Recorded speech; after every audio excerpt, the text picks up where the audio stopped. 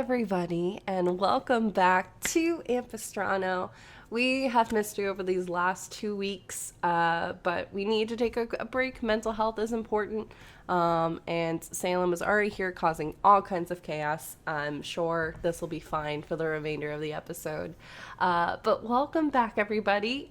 Before we get started, we have a couple of quick announcements to get through, and we're super excited to have you all back. So where are my notes? My notes are over here, doing all the things. So first and foremost, we want to make sure that we are upfront with all of you.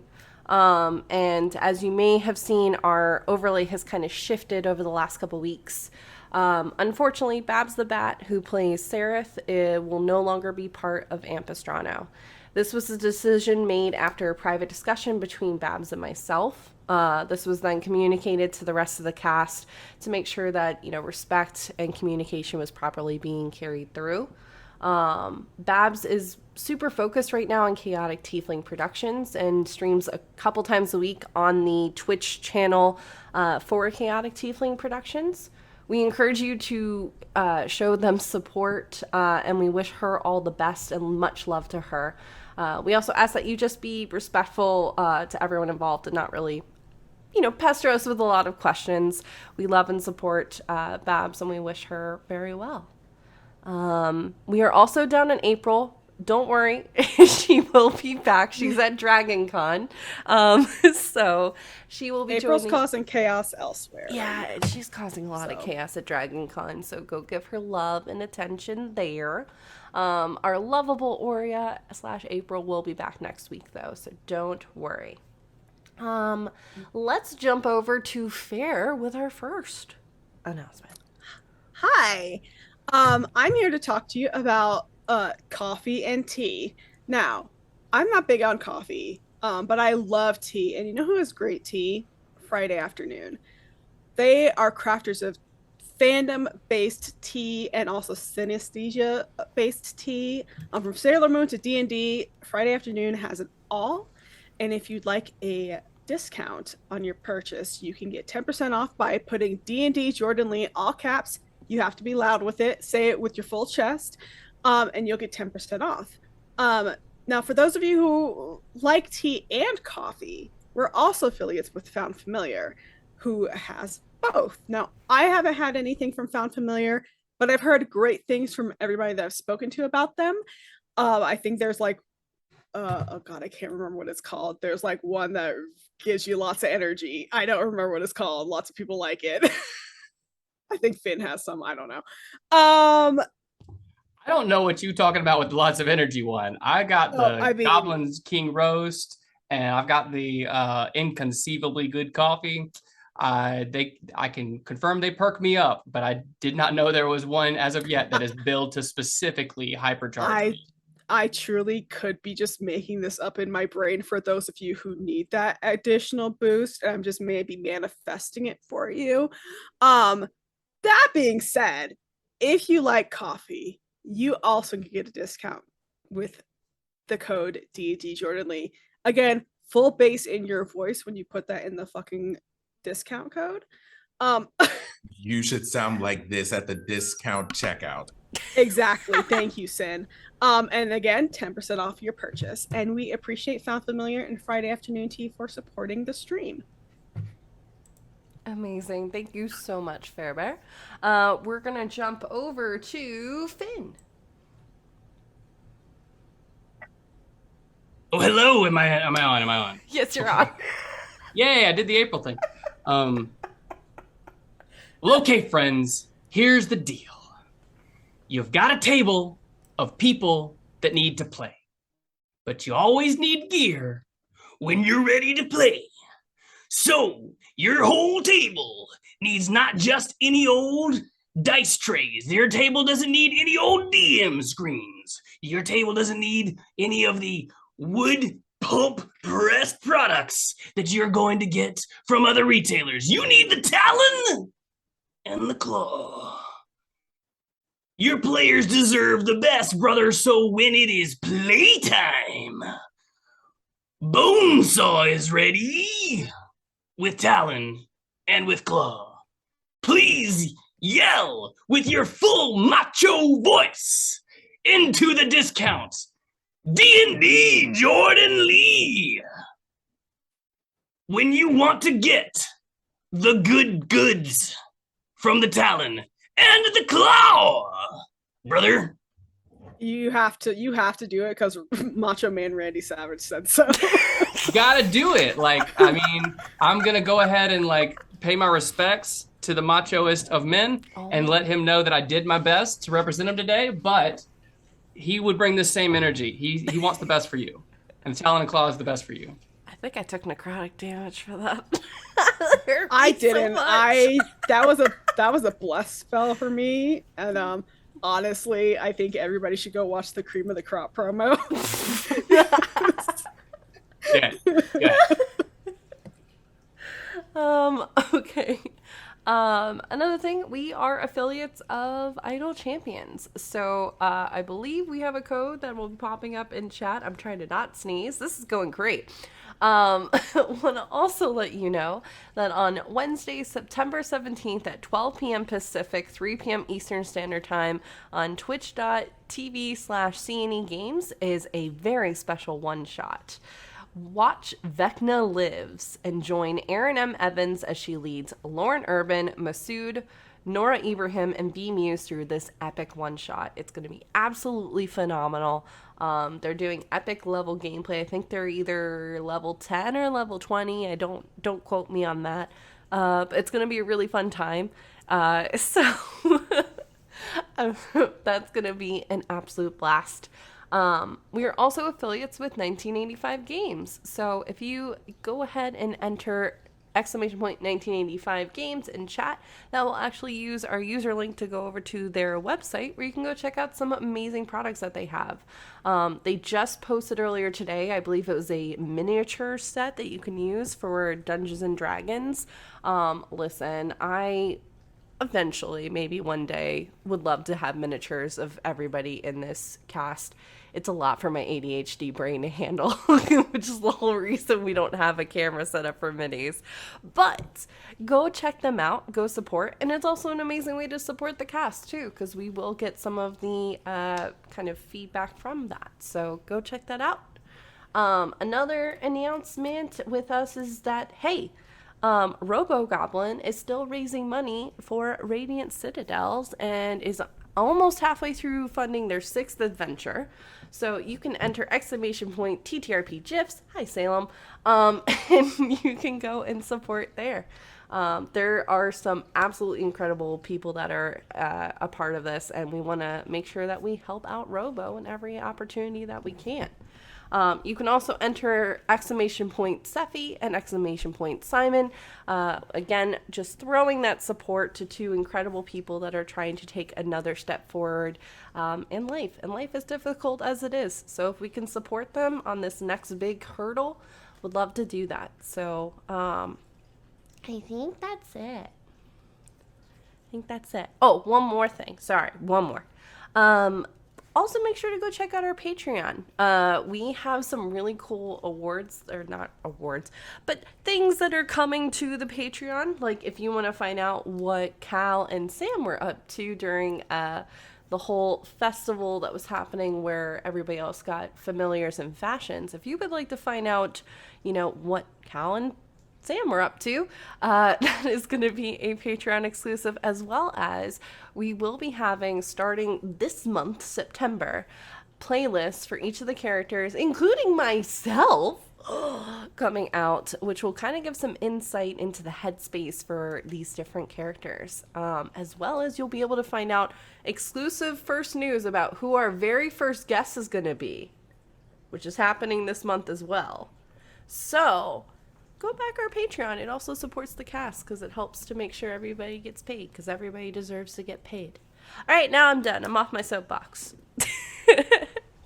I'm anxious to get into this gameplay. Are all of you? Are you ready? Yes, please. Yes, please. Okay. It's been 2 weeks. I need it. All right, and without further ado, let's go beyond the veil of Ampistrano. Also, I'm dealing with a cat that just has too much energy right now. All right. Our adventurers have been taking some much-needed R&R. They explored the pre-celebrations before the Harvest Festival. Cal spent the majority of the day with Sam exploring the library at Lyros. Meanwhile, Diadora, Aurea, and Blackstone were able to game, get some food, familiars, fashions, and even running into a familiar face from Diadora's past. After an exhausting day, the chaotic crew heads back to the river's end, which is once again bustling with merchants and adventurers, having drinks, moving things around, being rowdy the day before the festival begins. And that is where we pick up. So, Diadora, Blackstone, and Aurea, you all have been slowly making your way back towards the river's end. You can see that the crowds are really bustling today. It's a little bit harder to move about. Everybody's excited. There's music everywhere. There's food scents everywhere.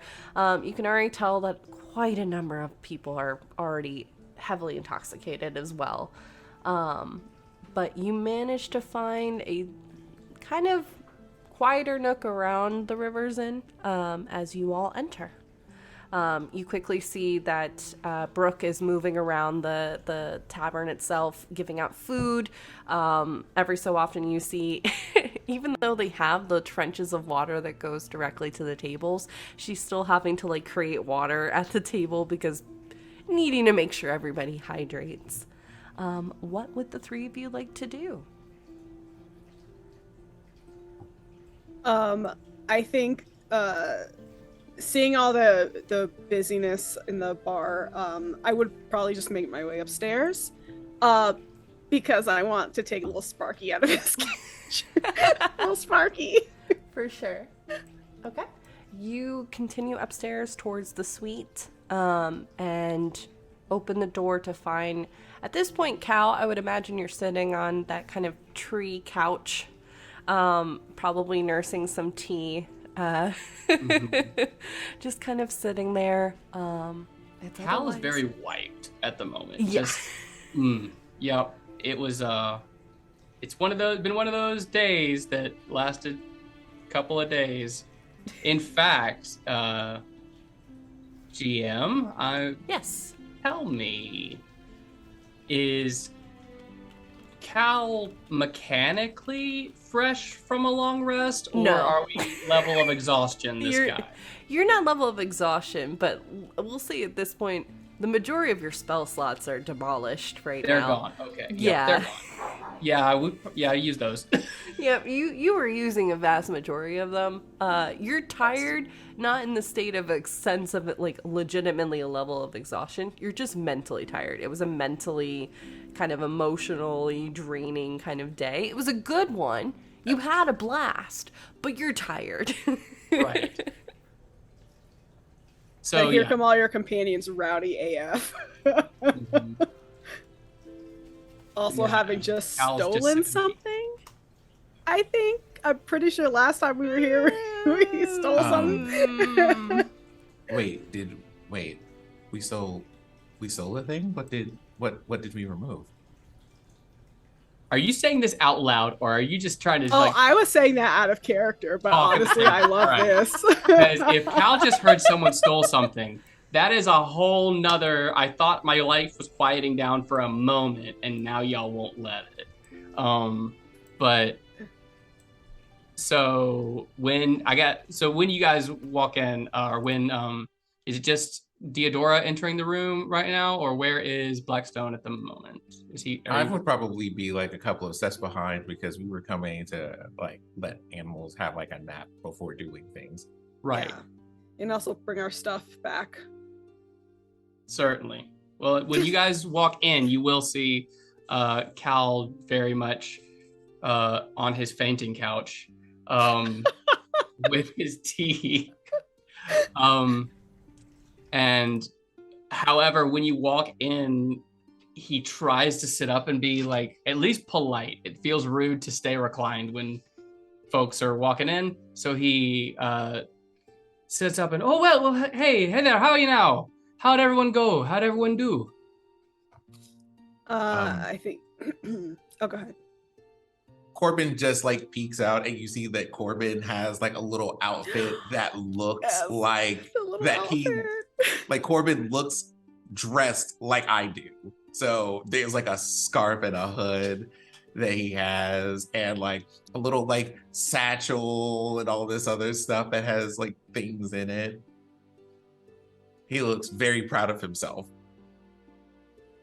I think Diadora will like finally take Sparky out of the little bubble that was keeping him asleep. And sort of just hold him up like, I gotta, like, very proud, like super, and like very like sort of like a little softer than maybe you've seen her so far, because she has like this little puppy in her hands, this blink dog puppy in her hands, and he's very soft and cute. And she just holds him up like, this is Sparky. Well, hello there, Sparky. How are you then?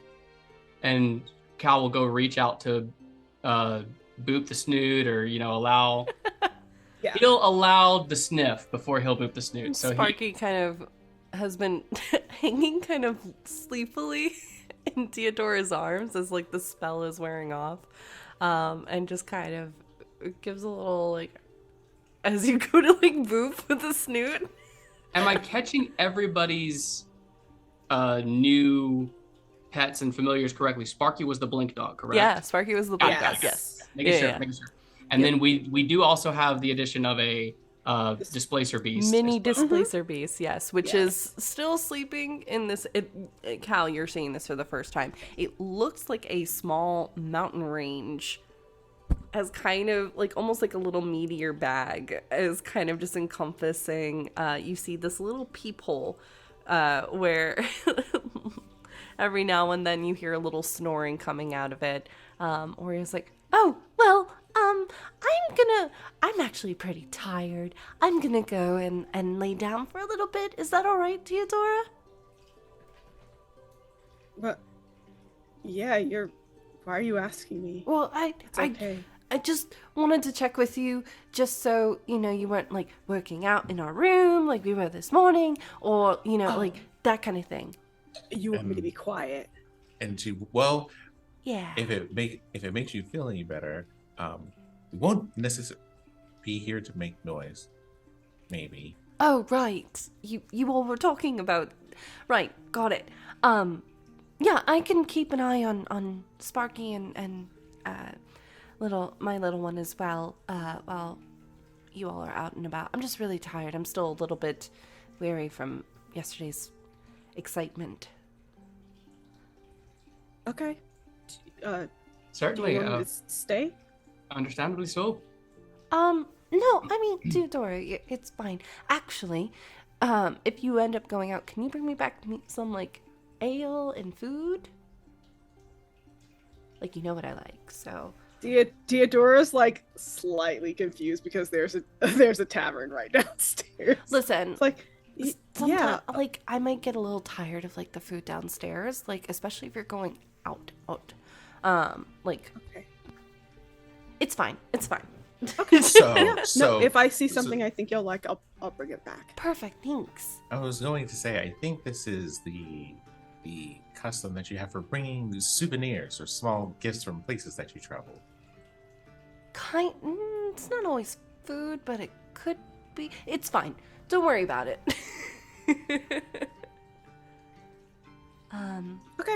Okay. I'm just gonna... And she quickly dashes into the room, and just quietly shuts the door behind her.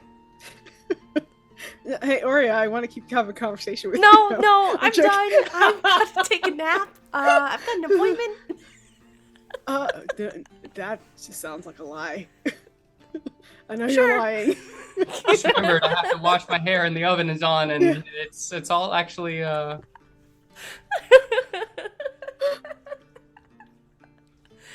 Oh my goodness.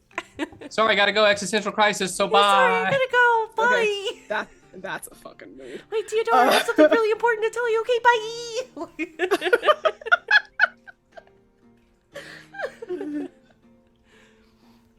And But yeah, Cal will still be like, while they're having that conversation, Cal is still like making eye contact with Sparky, holding his hand out, waiting for the verdict Why on. don't you do an animal handling?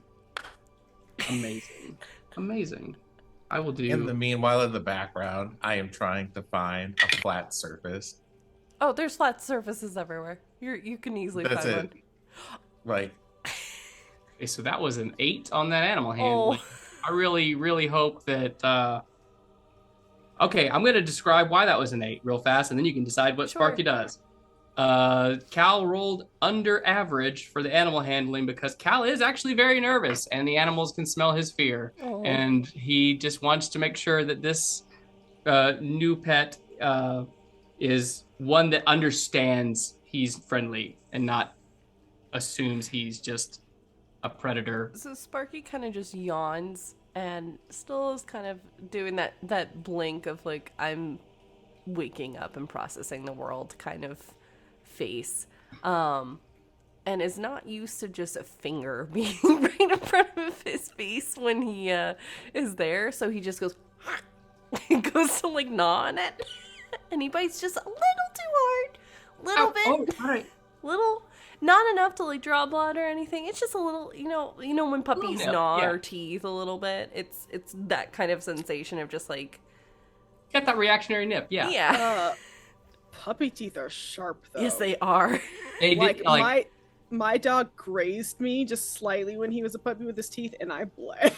Yeah. So, You but can I guess see you do have like scales and stuff, like you little. yeah, Yeah. Cal's skin is a little more it's pretty resilient. more so robust. he's gonna I have a half a moment when I think to cast mending and then realize this doesn't work on living things. I think Diadora also smells your fear. Oh yeah, you can read it all over Cal's face. You can hear his heartbeats kind of quicken Oh, slightly. Like, ooh. Well, all right then. Maybe later when you're better rested, when we both are better rested, then. You shouldn't be so nervous. Oh, It's just nervous? a pup. Who's nervous? I didn't say I was nervous. I didn't do anything. What do you mean? What about the library? It's still there. I promise. What? Right, everything in the library is still where it was belong. I don't know why you think I'm so nervous Nobody about it. mentioned the library. I was. That's talking right. about the I was dog. nervous about the dog the whole time. What did you do? I was afraid of the consequences of having to steal something from the professor. So I might have gone to the only place I know to find answers, and they seem to have a restricted section of this library, which is both concerning but similarly intriguing at the same time, because I've been in several libraries so far, and not many of them have a restricted section. If you had books you didn't want read, why'd you put them in the library in the first place? Am I right? Ken, what would I need to roll to see if I can sneak over while Cal is giving this speech and go and grab Drix for a moment? Stealth? Okay. Cal's like, why would I- you put books in a restricted section? And Diadora's like, I don't know how to read, so I don't know anything about books. Like, just Okay, blatantly that is says a that to you. 24 on stealth. I've got to hear Oh, this. fuck. So You don't notice that Blackstone has kind of stepped away. Cal, you're so focused on kind of imagining However, everything that happened. no lie, the next thing that I was about to say as Cal was going to be directed at Blackstone. So can I at least roll perception to see if I catch him on the way out the Sure. door? You can see Okay. if he moved, maybe. Oh nope! Don't catch that at all. Missed the Nope, whole. no. Blackstone's exactly where you saw him. Like, Yep. you're, Rolled you're a 5. You're going off of the feel of the room, and totally it's there. And actually, Bro. it's just, a tree that was standing behind Blackstone and Well, then what happens if Blackstone actually does sneak out of the room and is not noticed at all by Cal? Cal will be talking, and as soon as Diadora says, "I don't know how to read and I don't understand books," Cal will then go, "Right, but Blackstone, you know that how you always gone then." Now, where is Drix at this moment? The book is sitting. Yep, the book. Yeah. The book I'm is looking for the sitting book. on the. I suppose there'd be like some kind of end table next to the couch and everything. So Drix would be sitting over there on. He's not out currently. Just the book's sitting on the table. I have gone forth to go grab the book, and then I am going to go step into a side room with the book. Ooh. Right. And Drix, you know Drix is gonna snitch. Drix gonna Well, how do spill you know? Who the hell are you? every bit of tea. But yeah, he goes, well, okay, well, I suppose he did that thing again. I was gonna just let him know that. Like, Did you leave Corbin behind, Blackstone? No. Okay. I was just going to let him know that I finally understood why he feels so compelled to break into places now. I understand now. You know, there's places that you're not allowed in, and that kind of makes you want to go in. I never knew that until they had a restricted section of a library.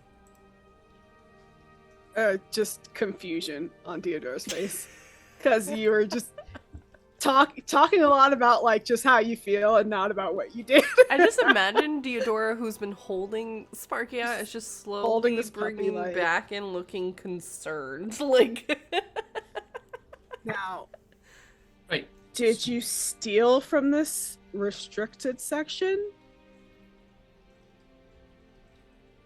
No, that's a bit of a loaded question because I feel like right there was pan to Drix. and Cal, how are you?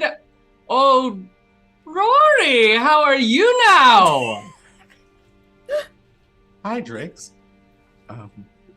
So I have a question for you. Because Cal is nervous, and that normally means I should talk to you when this happens. What did Cal do? All right, so Cal's nervousness is caused by his own nervousness. You see, because he was so out of sorts, let's say that, further out of sorts than normal, about the lions that he's supposed to go and pilfer. You see, he took young Sam. You know Sam. I remember him from the exploding cart. Right. The lad that was trailing behind him. Well, he went to go find Sam to find out which were the best research possibilities at the college. You see, I told him he should go ask people about Grenowitch, but when it comes to getting information from people versus information from books, we know what he'll do. So he takes him to the library, and that's when we find that precious little is written about the lions themselves. However, there is volumes of biography and rumor and gossip even about Pettyweather and Grenowitch, and apparently there was some friendship and some non-friendship and a bit of both. That a great stew of frenemies they were. And you see, I wanted to keep turning pages on that note, but he just kept looking for things about the lions. Anyways, we found out About lions? right. There's two sculpted lions that he's supposed to be stealing. I'm getting that right, GM? I'm looking at your face. All right, making sure that wasn't a face of, ooh, he's getting details wrong. Two carved lions that he's supposed to be stealing from Pettyweather on behalf of Grenowitch. However, can't find a bit about the item itself. Seems to be not magical, but you know how that is. And however, Grenowitch used to work at the college, used to teach and be around the college. However, That's where the story ends. No transition, no explanation. Fired, resigned. We don't know. And so Cal kept looking deeper and deeper, and the poor child didn't realize where the markings of the restricted section were. And by the time he did, he'd already passed the detection spells. Did he get caught, Trix? Well, you see, being caught completely depends on whether or not the person catching you can remember catching you. Right? This is a true and accurate statement. So Good. I am happy to know that I have been some influence on his adventures. it entirely depends on whether or not they remember Cal's identity as Cal when they wake up. There was a pair of individuals that did notice that Cal and young Sam were in the restricted section. However, we will see what they remember when they wake up, hopefully tomorrow. However, Cal was more concerned about getting Sam caught up in the whole mix. Cal was ready to turn himself in immediately. So, I would appreciate you letting him know when to not turn himself in to the constabulary.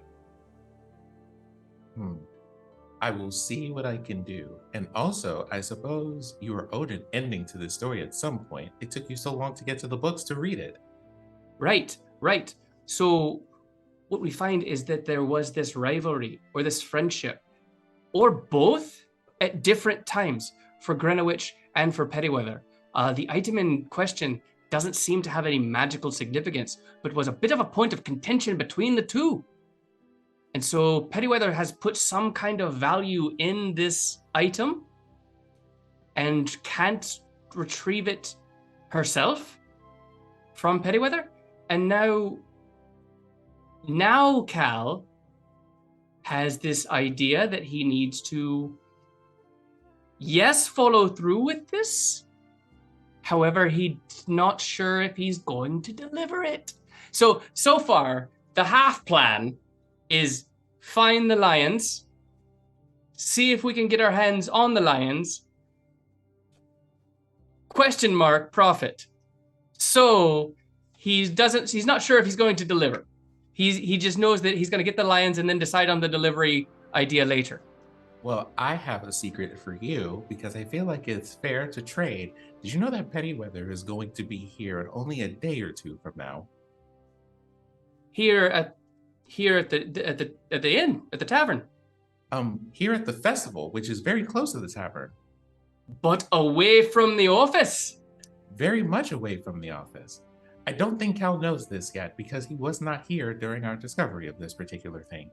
Oh no, that's the first I'm learning of it, and if he knew it, I would do it. So, well, I suppose that means he might know now, but, well, you know something. To be fair, I may have borrowed the book, and I should probably put it back.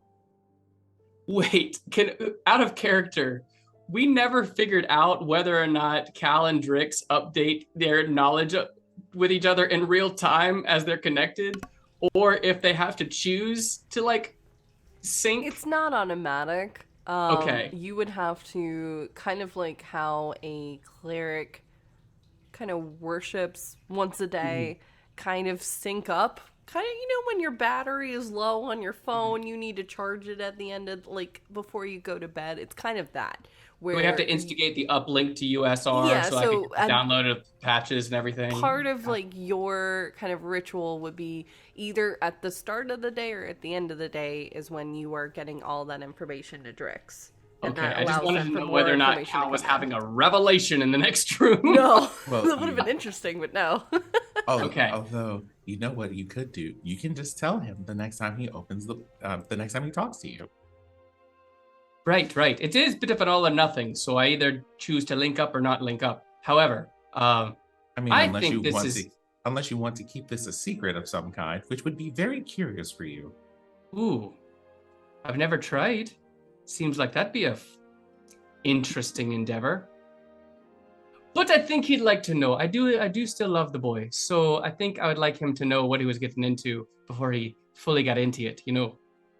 Oh, well, I mean, I think we're a bit late for that, but also fair. Oh, right. I don't know how long we've been here, but I should probably go rescue Diadora from him. He is very nervous, and you know how he behaves when he's nervous. Oh, he Which means means well. he has quoted at least volume A of the most recent encyclopedia that he's read. Oh, you know he means well. You know he thinks that everyone gets comforted by the words like he gets comforted by the words. He's just trying to comfort. In his own fashion. Wait, I have just the thing. I got a blanket. Maybe this would help. A blanket? Is that what you said? Mm-hmm.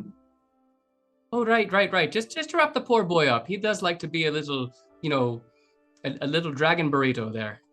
Just swaddled. Just swaddle him. A gem in a blanket, if you would. I feel like on the other side of the door, Cal is trying to stammer through an explanation of what happened at the library, and just trying to be coy about it in a way that he's not coy. So I'm just, like, did you know they used to not use that same index system? It was a completely different one with no numbers whatsoever. There was enough alphabets in the different spoken languages of Ampistrano that you could use a letter from each alphabet and would have a different section of the library for every letter. But that got confusing because it was not very multilingual, you see. How would I go about just gently placing the book back where I found it? I mean, you snuck into your room. I mean, there's a little bit of a sound. You know, the walls are up and stuff, and there's enough rowdiness from the tavern below. I think you'd be able to set it back, no problem. Okay, I'm just going to put the book back and just walk back into the room and just replace myself into the scene, and then draw attention to myself after. Why don't? So I'll have this happen. You've come back out of the bedroom. Cal, roll perception to see if you've noticed. Yeah, Cal's talking about this index system. Theodore's like I said, I don't read, so why would I know that? What's hilarious is his can't passive read. is 15, but I think we can just totally ignore his passive right now because he is not operating. He's so ingratiated in talking about the Dewey Decimal System and all of that jazz. But he did roll a 14 on perception that time. Why don't Blackstone, you roll stealth again? Okay. And he's got no modifiers to perception, so it's just going to be that 14. This is a 26. Yeah. Was that a tree? Or no, that's Blackstone. Blackstone's standing there. Right. Oh, Blackstone, have you been there the whole time? Because I'll say that he's not where... a completely different spot, yeah. He's not where I originally looked for him. So Cal's going to think that maybe he looked to go talk to Blackstone earlier in this conversation. Mm-hmm. Thought he was just out of the room, and maybe he was just standing there the whole time. How do I know? You don't know. Who knows? Oh, well, I've been here for a bit now, but I was looking for a small place to put Corbin, because we have discovered that Corbin likes modeling. Oh, does he, though? Very good at it. I put Corbin in a place that looks like it would just have a somewhat focused light and just let him have the stage. There's the area in the kitchen, kind of kitchenette area, that has a table with another branch that's going across to give that kind of side table action, where the light is just perfectly kind of hewing in, and you just see Corbin kind of pulls out from his satchel. You see this little nut with just a portrait of him on it from when he got at the thing, and he just nestles it down and goes, His headshot. just starts fucking walking this runway, poses at the end, poses. Look at his Here's fancy the bag. dress. You've dressed him all up.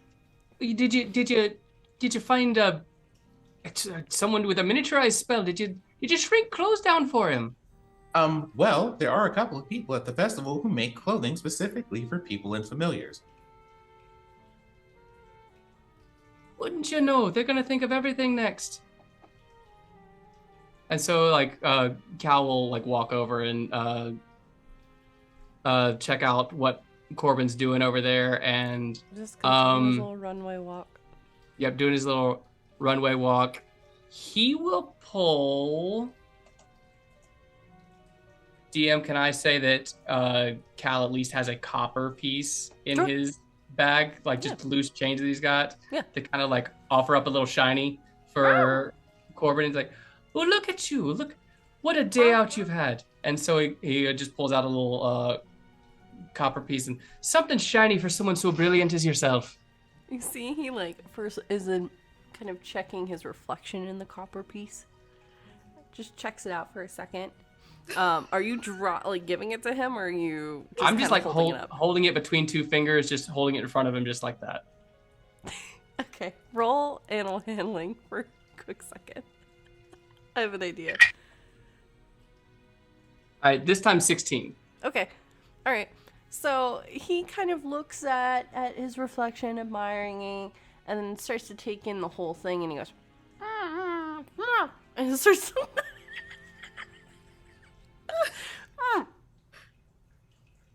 Well, don't you drive a bargain. And so he puts the copper piece back and instead pulls a silver. Oh, that's what he was thinking. He doesn't have another copper. That's perfect. 2 copper would be cheaper than this move. Yep. But he doesn't have another copper, but he pulls a silver. Amazing. So I love a mouse who knows their self-worth, and they're like, "You better pay me, honey." Okay, that is not enough. Oh yeah, he quickly. So he puts the copper piece back and pulls a silver, and he goes, "Oh, how about an upgrade on shine then?" He quickly takes it from your hand, and you just see him trying to drag it across. Yeah, it's as big as he is. It's as big as he is. He can't carry it. It's at least like his abdomen size. Yes. Across the thing.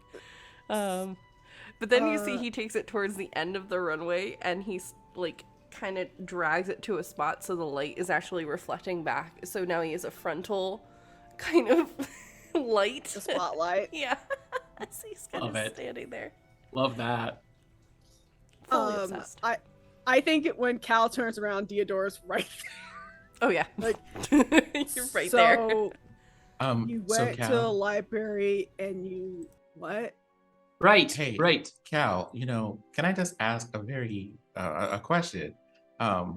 So the last time I saw you, you were at a very ponderous point trying to figure out what to do with trying to acquire a certain item from Professor Pennyweather. How's that going? Oh, so you see, I tried to find out what the item was, because that might give us some idea of why Grenowitch even wants it, and what purpose it could serve, and then of course there's the further question: should we even do this? Is this going to help or harm who? And so I tried to find out the purpose. But would you know, there's references to the item written in a few places, but nothing about the item or what it does. It seems very, by all accounts, it seems that the item's just a trinket, a tchotchke, a bit of style. And you see, that doesn't make sense for Pennyweather being a utilitarian as they are. But it would appear, however, that much is written about Grenowitch in the Library of Lyros. Only up to a certain point, at least. Right. You know that's true. You know there is only enough written about them up to a certain point. Did you know? Did you know about Grenowitch? Well, I have learned a lot of things in the last couple of days. Oh, then did you learn why she left? Did you learn why she left Lyros? Well, I'm still rather surprised that she was the teacher there. I also am very curious about what subject it was. And like Cal will like lean in. Blackstone, the mask is still on, correct? Mm-hmm. Okay, the mask stays on. So I just Cal- came in from I just came in from Right. outside, so The yeah. Cal will kind of lean in and he's like peering into the eye holes of the mask, and he'll say,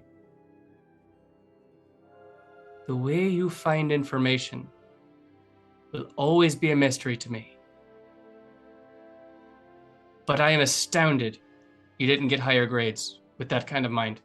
Anyways, so right, the fact that Grenowitch was a professor somehow left, but I'm not sure how. Did you find anything? Apparently, you ran your own investigation. Did you find anything about why Grenowitch left Lyros? I can't imagine what people could argue about that would end up with, the only evidence of it being two sculpted lions. When Right. did you investigate? Because we were at the festival. Oh, you have to watch Blackstone very carefully. He could be running an investigation right under your nose while you're having lunch, and you wouldn't know it. True story. But he was in my line of sight pretty much all day.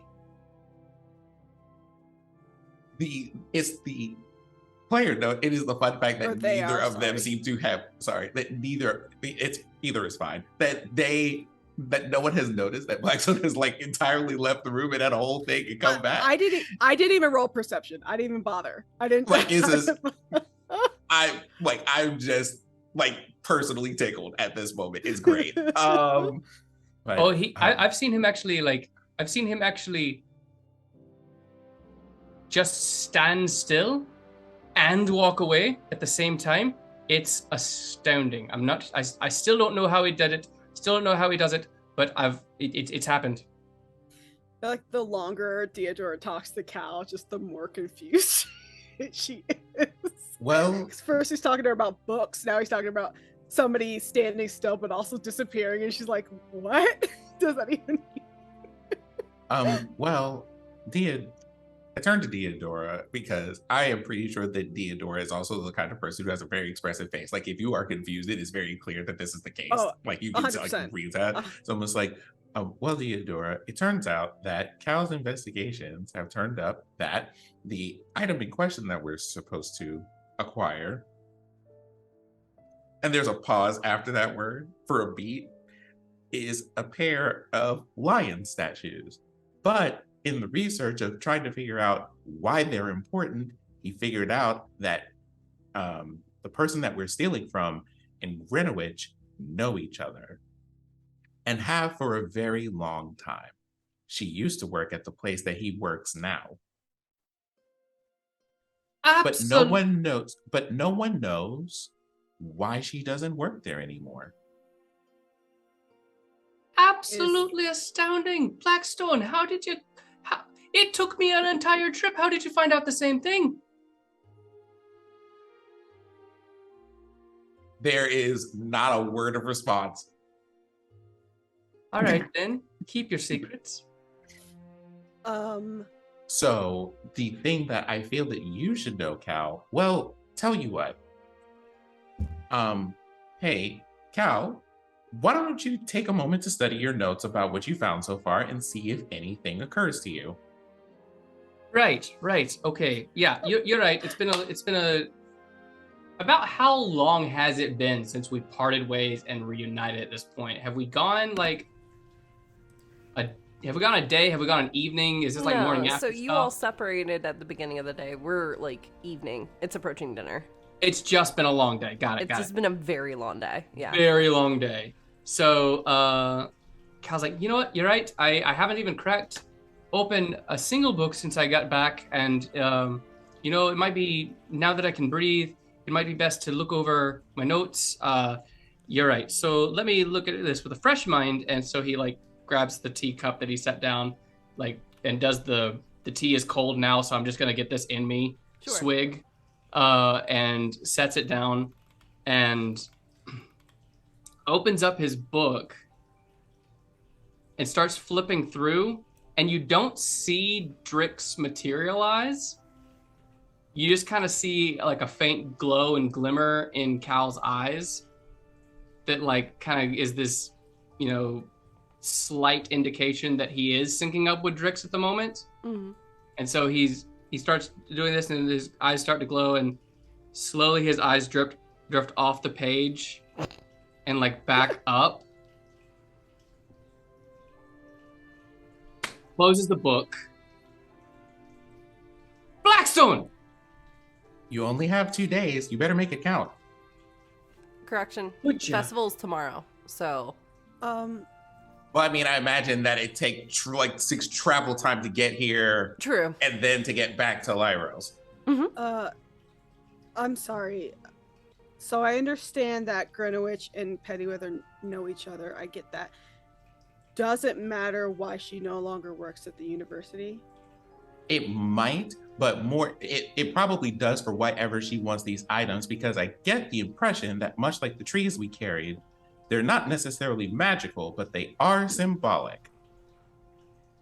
In either case, the person that we're stealing from is going to be in the same town as Grenowitch, which means they will not be at their office. Aye, that is true. But what? If you wanted to know what I learned from the library, why did you just ask me? Cal, Because you have talked for tried- 20 minutes about book categorization systems or whatever the fuck you were talking about. You were very concerned and pale of color. I thought the stress would probably be a bit much. And this time, like he closed the book, and the book is still in his lap. And you see Drix materialize over the gem on the book's cover, but now he's in a very much more like relaxed, like reclined posture on the surface of the books. And you know, to be fair, I am you, so he did ask you. And Cal looks down, looks back, looks down. Well, first of all, I'm sorry to bother with ranting. Secondly, I feel that's a technicality, and I'm not sure why the gap is getting wider.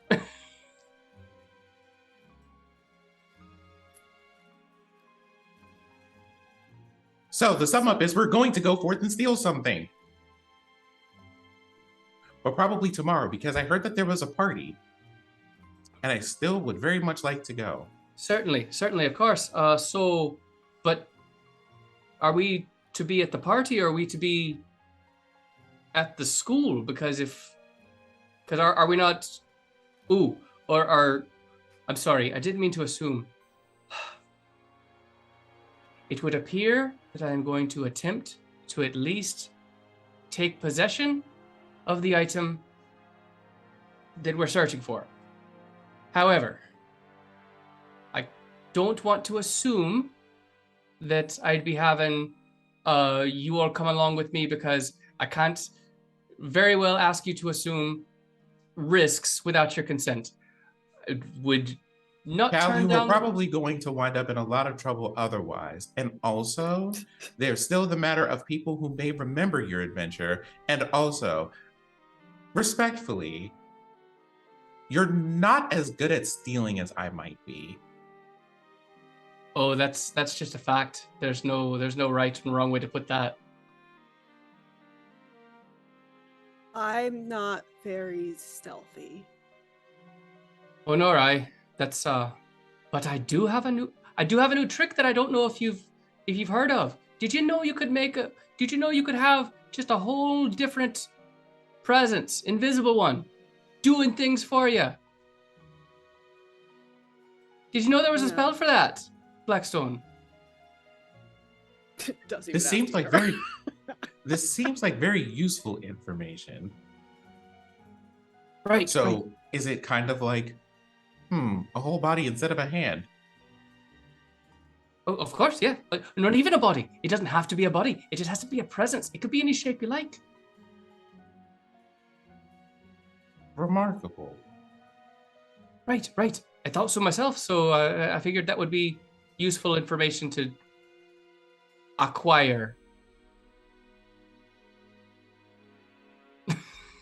Cal, are you asking me to steal extra things from the library while we're out? No, I'm not asking you to steal something else from the library. You need to put something back? We might need to, yeah. You see, there's not a lot of time when you're in a restricted section of the library to actually copy spells down at the same time. So I do have a few that came back here with me to do some note taking. How many is a Would you- few? Cal, can you Would roll you a look D100 at- for me, please? On it. Would you look at that? Wonders truly do never cease. Organic life forms are interesting. It was utilitarian in nature. I wasn't taken from anyone and hurting anyone. Okay, that came up a 19. Okay. A D100. And a D8, please. On it. A 5. Okay. Thank you.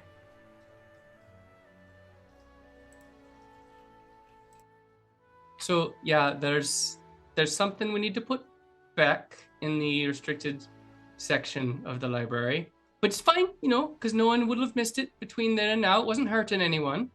And then we need to visit Pettyweather's office if you can, if we can. Well, if there was an approximation for a look of mischief, I would have one. I will consider putting the books back if you consider making a copy for me of the spells that you stole. Oh, right.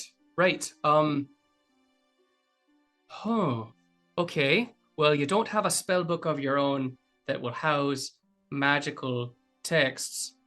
However, suppose I could find a way to scroll it for you. I could scroll it for you. It'll just take the right materials. I need the right paper. I need the right inks. But I'll tell you where to find them. We can hit the store on the way. Sounds like a plan. So, as for you, Diadora, I might suggest that, well, in the event that things go terribly wrong, we might have our hands full. You need me to fight. I would like you to. Otherwise, I will probably just do a great deal of running. I'm good at avoiding. It's easy to avoid people when you can read their thoughts. Or there's also the matter of intimidation. We shouldn't you should never underestimate the power of intimidation to avoid a fight, after all. A good bluff beats a good punch sometimes. I mean, that's Or- fair, but also or to punching make people people not- scares them. Or to ensure somebody's not cheating. Right. Like, there is a moment where, like, I turn my head just a bit, and there is a very knowing look there. And I imagine that Diodora actually just chuckles a bit, just like that. It's great. So did you play cards while I was gone? Oh, no. We had to throw daggers at moving targets. Well, that's just a Thursday for you. Well, I don't think yesterday was Thursday, but also, yes. Oh, you meant for fun this time, not for fun but not profit this time. No, there was profit. Yeah. There's a prize, right? Oh, aye, what'd you win?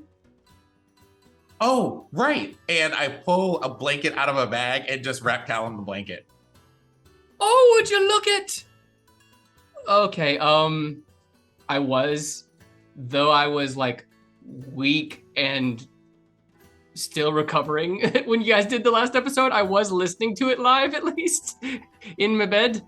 So what was the nature of the blanket that you guys acquired? Because I remember there was some kind of like homebrew magic item-ness to this blanket, right? Yeah, you're gonna have to give me a sec because I have that Certainly. moved that. I will message you because I moved it to a completely different spot when I was I reorganizing. think Diadora like goes through like her bag and pulls out like the stuff that I want things too. I threw an axe. Oh, well, very good. So there was a skill alley there at the festival. Yeah, there was one with books. You should have been there. There was a game of skill with books then. I get. Well, yeah. it might still be there if you want to go. The festival is still happening. But which was it? Book organizing, book staffing, book shelving, book reading, book remembering? Cal, don't I would like to know. remind you that these are the kind of things that you find out when you go outside. Yeah. Oh, that's true, isn't it? Also, I didn't go to that one. Oh no, that's fine, dear. I wasn't, asking you to go outside of your comfort zone. I understand books are just. It's not a comfort thing. If I don't read, why would I bother? Oh, that's true. That's right. It's the same reason I don't go into any stores of weaponry. To be honest, it's just why. Why? Although I can understand where there's an appeal for some. However, sharp things, they're just.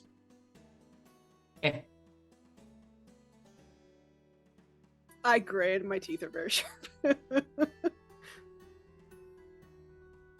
But in the case of Pettyweather, she's actually going to be leaving her office prior to her departure for the ceremony. I did find out that while I was there with Sam seemed to have been taken in as kind of something of a TA to Pettyweather during his time there, or at least for a moment, and he seemed to have overheard her talk about the schedule, and that they'd be leaving earlier than the ceremony, but Sam wasn't quite sure for what. It seems the pieces are coming together now that's in preparation for the opening ceremony. So if we were to, head out in the morning, perhaps, because I'm guessing we're close to like sunset.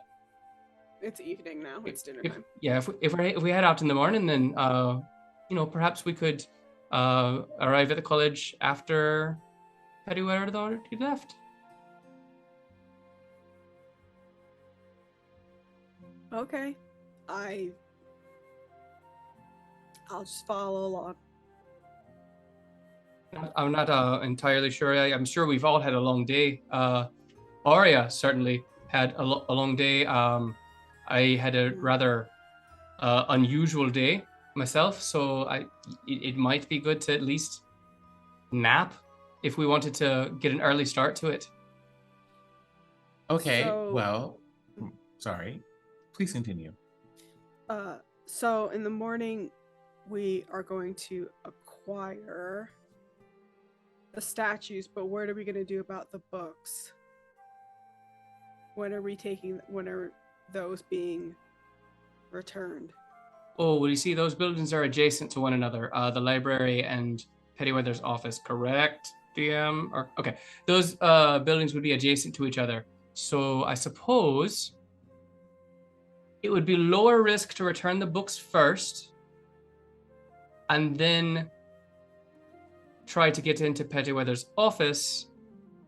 You see, we wanted to do the low risk task first, so we're not fleeing as we try to accomplish the secondary one. Well, the secondary one is pretty easy. You just said that Sam was a person who works at the school as an assistant to Pettyweather, yes? Oh, aye. Though, how much did Drix tell you? Actually, You I should know how ask. much Drix told him. The update would include how much did Drix tell you. Sorry. So he goes, okay. So you might remember that Drix let you know that we were spotted, Mm-hmm. and we hope the would they be guards? What do they call proctor? Librarians, I guess. Just librarians that call us. All right. So we're gonna hope that the library staff doesn't recall who they saw. We're quite certain that when they report back, they'll report back that someone was in the restricted section. Hopefully they won't recall who they saw.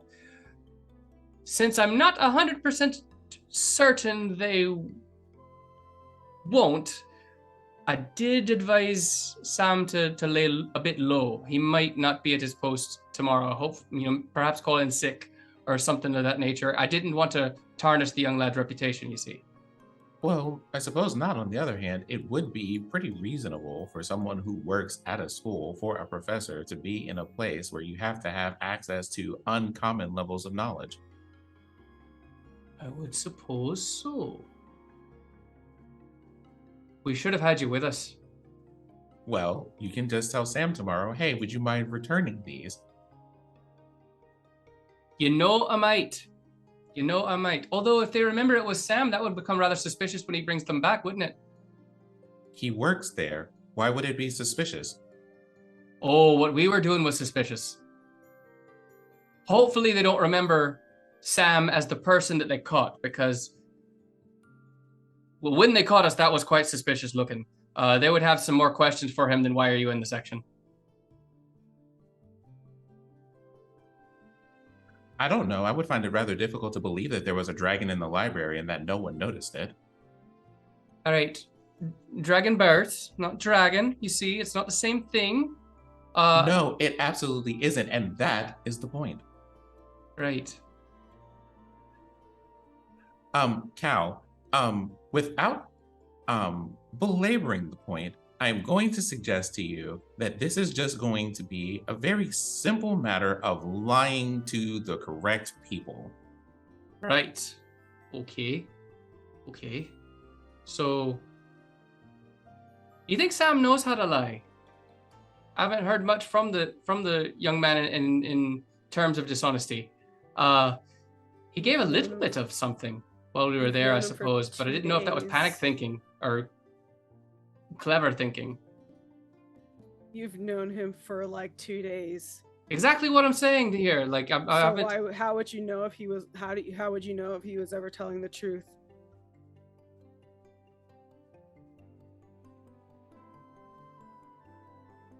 There are no words from Cal. He's just like, you have put him into a zone of contemplation. Wait, hold on. He just is. He's just looking off into the distance, questioning everything he knows about Sam.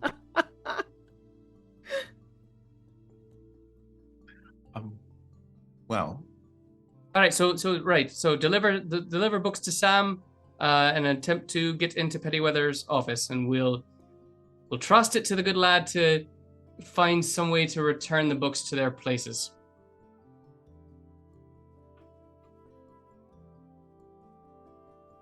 And as Cal says that, is there anything else you wish to do? Grab some food? There was a party behind a bookshelf, and I would still very much like to go. There is. Is that party tonight or is it like every night? It's every night. Yeah. Okay. I asked because I think, just out of character, I'm like, I know April. Yeah. It's every night though. That was canon before April was not going to make it today.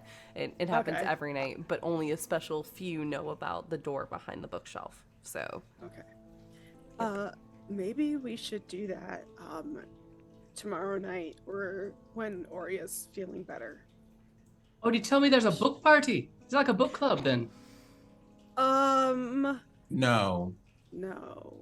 Oh, right. It's just behind a bookshelf. I know one of the guards. Oh, do you now?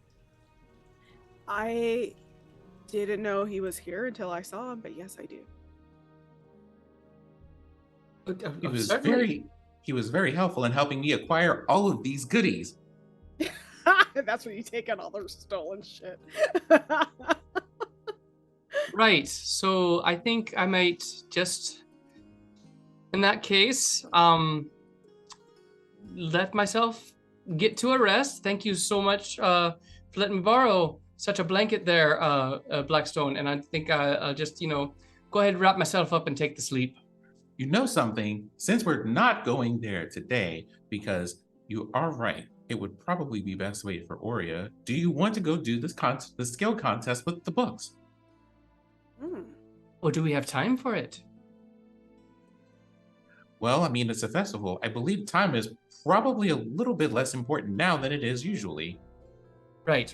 So, all right. So, the plan then. Do we go play the Skittles, take a nap, head to the school, Bob's your uncle, we have the lions, or do we wake up in the morning and do all this then? Who is Bob? Oh, I see. So, it's just a phrase for that's how it goes. Okay. What interesting terminology.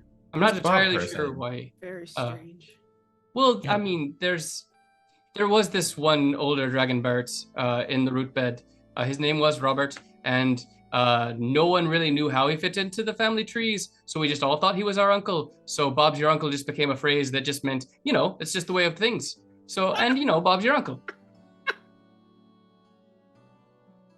And I love you. I try. Oh, okay. I think we should rest up. We can go to the skill thing, because I think that would be fun for Surely. you. And then we rest up and do what we need to do tomorrow. Right. Well, in that case, lead the way then.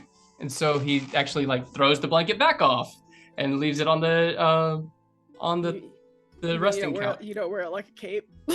Oh, he was up blanket, until now. like a It was security fully- blanket cape. It was fully. I can't believe this was in reach when this moment happened. Fully just one of these things. This is how Cal has been having the whole conversation up until now. And then he's, if in that case, then let's just let's just be on our way. And he drops the blanket back down onto the couch. So my understanding, to make sure I'm all caught up, because there's been a couple of plan shiftings in the last couple of minutes. So you're gonna let Oria rest. You're going to make your way out of the tavern towards the dramatic reading thing that was happening at the festival.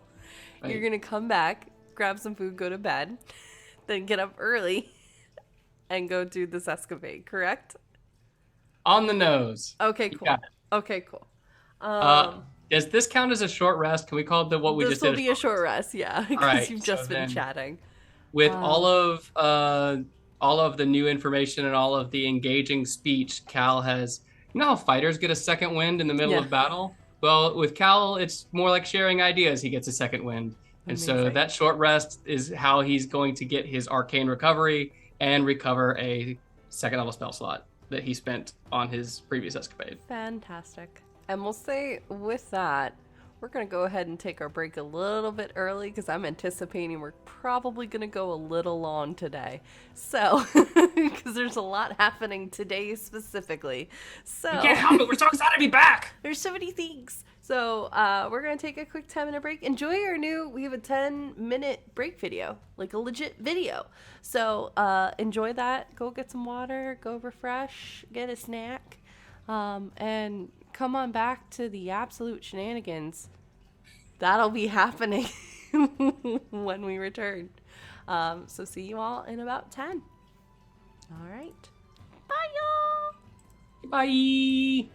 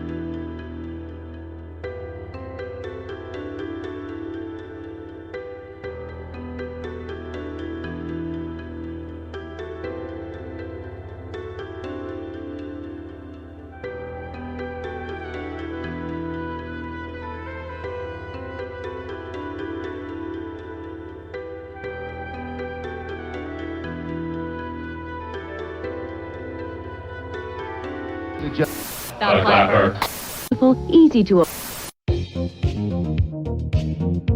I'm bored. We can go scream at the cat for another hour. Nah, I'm tired of screaming at the cat.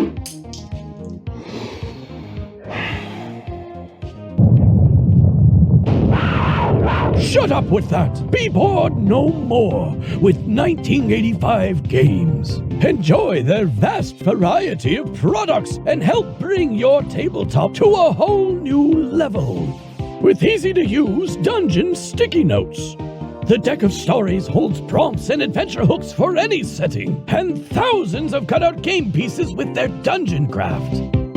You've come all this way for nothing, fool! The princess is mine! You'll never get away with this, Balakor! Write everything down in your Hero Notes journal and start your adventure today! Visit the World Wide Web address 1985games.com and find many helpful products such as their Dungeon Craft series, battle maps, deck of stories, miniatures, dungeon notes, and now VHS dice. Again, that's 1985games.com.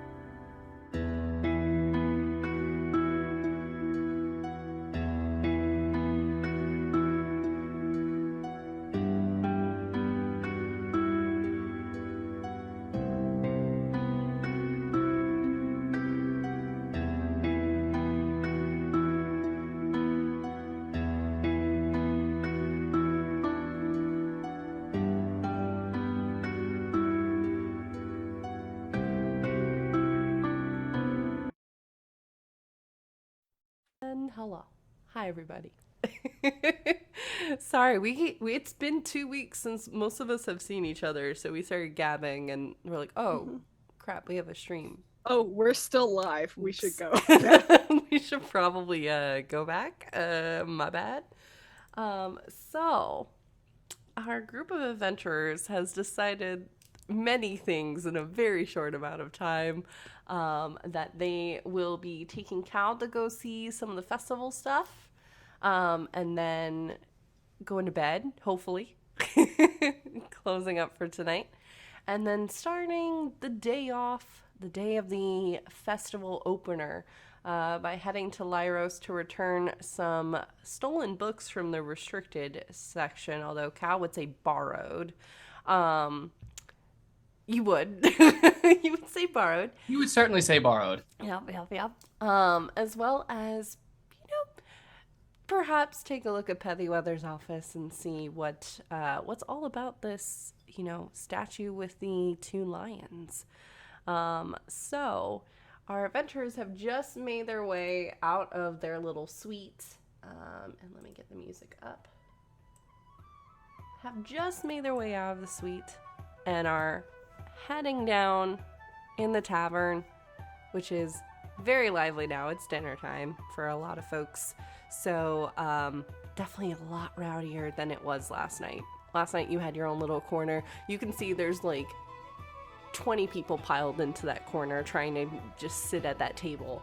As you all make your way out of the tavern itself and into the busy streets. There are lights everywhere. There's bits of, almost looks like fireflies or fireworks that are kind of strewing about the streets as magical celebrations are happening. Am I correct in saying that you all are just beelining straight towards the book game, correct? Or is there something else that you wanted to do?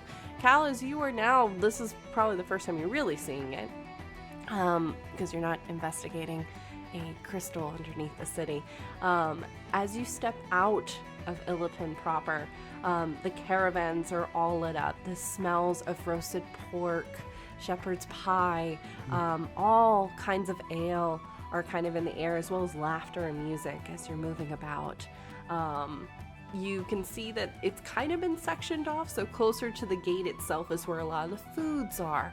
A lot of the stands you see kind of in the corner. You can guess that is where Corbin got his lovely little outfit. You see a bunch of little familiars kind of walking around the stand on a little miniature runway that's up top, kind of just trying out their different clothes.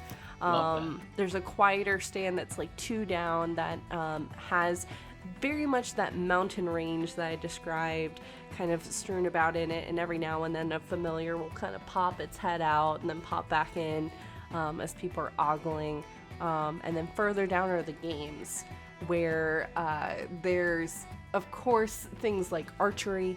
There is the hammer throwing, which was a huge hit for Diadora, as well as you can see there is a big sign that says Threads of Fate, where 2 teams are kind of standing on the opposite side of a large mud pit and are doing tug of war with this as they're trying to pull the other team over. Love Diadora that. sees this activity and then looks at her companion and says, never mind. And like in her head, she's like, never mind. But there's tons of stuff. There's some stages set up. There's a large sheet of ice, and you see that a number of folks are just kind of pushing these icicle discs down. It's shuffleboard. Right. So just kind of trying to get the points as best as they can. Trying to see what else. I had a lot of games. I could see a list just reflected in your glass. I love that. The don't hit the peasant is still up and running, but you can see that there is still a very heavy Crown's Guard presence still in that area. That is just keeping an eye on these individuals. So for Cal, for instance, you see a line of people that are in line throwing these makeshift kind of daggers as a scene sets up of think of like Barovia, Dracula's castle, and then as they everything stops, a figure will pop up and it's either a monster or it's a peasant, and they have to try not to hit the peasant in terms of doing that. But you can see that one for sure, and Blackstone hinted at it that this is the one that the guards you guys helped busted out the with. con man, right? Yeah. Wait, do you ask that question are you asking that question to the character? That was out of character because we have it established. That's fair. I think GM's just describing what Cal sees, and so that I would know what Cal would be doing if they beelined it. I know that as they pass the familiar shop, which is, I understand is like a pop-up pet shop kind of deal. Yeah, it's called Familiar's Fashions. Genevieve is kind of milling about, helping out several customers with a bunch of different clothes that are present. But did I understand, is it just a familiar clothing store, or was there like a pet shop where like people were buying familiars? I think he meant the pet shop. Oh, you meant the pet shop? So that was Pasha's, which is 2 down. Right. Okay. Yes. Okay, because like I understand that that's where Sparky and our Displacer Kitty came from as well, right? Yes. Mm-hmm. Okay. Yep. If we pass by there, Cal might just maybe not stop, You could but be good. take a little extra interest at what lovely critters are poking their heads out the window. Because, I mean, if there are any of our little corvid friends over there, Cal is going to take a lot of interest in the crows and the ravens of the world. There are some birds. So as I imagine you all are walking, and Cal's just literally kind of doing the lean to look. Let the little kid lean. Yeah. I don't want to stop the group, but I am trying to see if I can spot a raven or a crow or something like that before we get out of eyesight. Sure. What's interesting is, so it looks like a miniature. I know I described it last time we met. Think of like the mountains that like train sets and stuff would kind of move around. So as you're kind of looking, as your eyes start to like lock on a certain spot, you can see that the magic kind of fades away, so you can actually see what's inside of the different homes for these critters. Why don't you go ahead, because you're moving, you're trying to stay with the group, roll perception to see if you can perhaps see a little raven of some sort. Ooh, that was a 17. You see, kind of tucked into the back, they're clearly, unfortunately, not as ogled about as compared to like the blink dogs and displacer geese and things like that. They're also miniaturized, so it's not like a full-fledged raven. Sure. But you do see in the back, kind of in a little, looks like a little den in the mountain itself. It's just a little nest with a little raven that's just passed out asleep. Black, but as your eyes kind of take in everything along the wings, in the light, it shifts from like blues to purples to reds along the tips of their wings. I'm about to push Cal into the pet shop just because because you said that nobody. Only because you said that nobody was taking a look at the crows, and now I feel bad, and now we have to have. Well, no, like as he sees this, like what I was exactly thinking was he still is trying, like he's trying to define the best way. Like, do I stop everybody? Do I? Would everyone want to stop into the shop for me? So it's almost like this. Like you just hear like these weird stutters and squeaks come out of Cal. I'm not sure how much of the festival you were able to take in earlier and how much you were able to see what you wanted to see. But Cal, is there a specific thing that you wanted to do? Oh, well, there's just this this wee Sparky. Oh, is that where you found Sparky? This wee shop full of critters. Well, I just happened to notice. It's really cute. Just noticed one of these little feathered boys, little feather friends over here in the back there. I was. Would you mind just seeing? I just go inside. All right, thank you. All right, fine. That works. So Cal just walks in with. Is it like an enclosure? Or are we talking like stalls? Yeah, there's like you can walk into. Think of like Ren Fair when you're walking through. Sure. In that kind of space. So it's not just a stall itself. It actually like. It's a tent that you can walk in, and then the tables kind of on the outer ranges of the tent itself. So there's a lot of space in the middle. You can see that the shop owner that you spoke to previously is no longer here. Probably they're tired and they're on their break. So you see that there is instead a little gnome that's kind of just going about, kind of microscopically cleaning every 5 seconds and making sure everything is in place. Doesn't seem to notice you right away. Is too busy kind of shushing away a couple kids that are kind of hitting the glass, where some you can see little tiny owlbears are kind of passed out asleep. Get away, get away. Jerks, let sleep. Let them sleep. What would you do, Cal?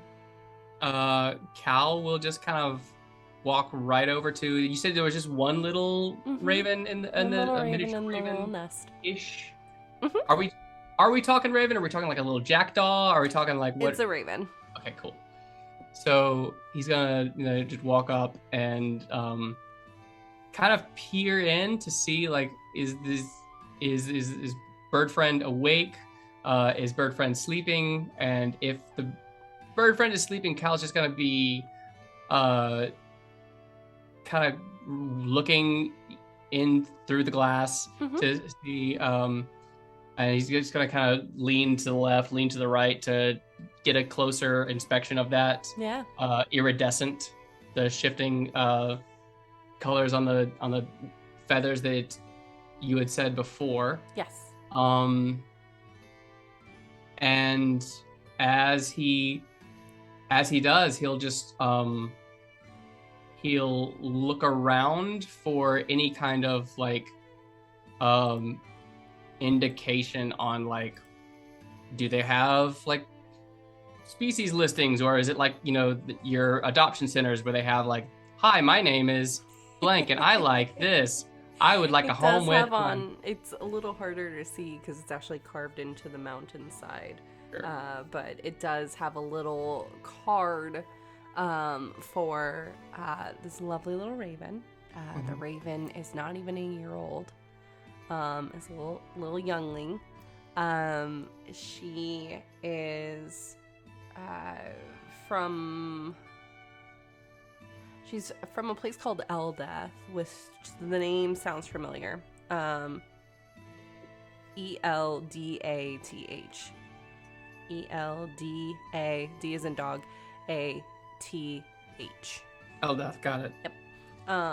The name sounds familiar, but you're not exactly sure. It's near-ish the capital, but a little farther north. Couldn't pin it on a map. Got it. So, very rare. She was a rescue. There was a wildfire that was near her home, and she had gotten injured, and she had basically been nursed back to health, but she got so used to being around people, it's not safe to let her out into the wild anymore. Her name is, hang on, because I have a little thing.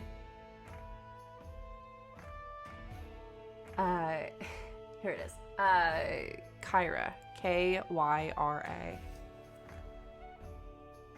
Little Kyra. Okay. And she costs, it looks like about 12 gold. Excellent. Okay. So, Cal will just lean in and he'll just be reading the little plaque, and he'll just say out like, "Oh, Kyra. Oh, I see." And then he'll actually like grab his book out of his satchel real fast, and he goes, "Trix, would you look at it?" And, "Oh, Cal, how are you now? Finding you, you do good." You're that person that is like speed running through all the story bits because you've seen it, and you're like, I just need to get to the go. Just hit X. I've heard this dialogue from this one. So he's like, would you look at her right there, little Kyra? Does she not remind you of Maz Crows? And he's like, "Oh, you mean the ones that your ma swore to your dad she wasn't feeding. That'd be the ones. That'd be the ones. Ma's crows. Remember, she had them out in the back of the hovel. He goes, oh yeah. I looks about the same, adorable little thing. Why do you ask? Oh, it's just no reason. Just interesting, wouldn't you say, to see a creature much like those of ours at home, this far south. Sure. Could you get to the point then, Cal? I'd love that. He's like, well, I just, we spent all that gold copying for the ink in your books, and I wonder, do you think anyone would know how to? Is this one of those shops where you think they would haggle about the creatures here? Direct's like, well, everyone's willing to haggle if you have more charm than you do, Cal. But is in this term, you might consider talking to your actual friends. Oh, but you are my actual friend, Drix. You know what I meant? Talking to yourself. Could you talk to your actual friends and see about and ask them, how to run this, how this shop runs? They were here before. Oh, all right. So Diadora,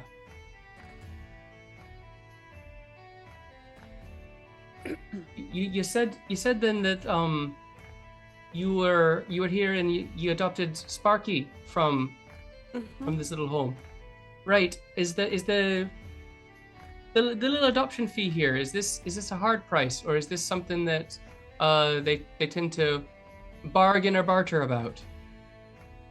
Oh, I don't know. I just paid. Right. But can you not afford it?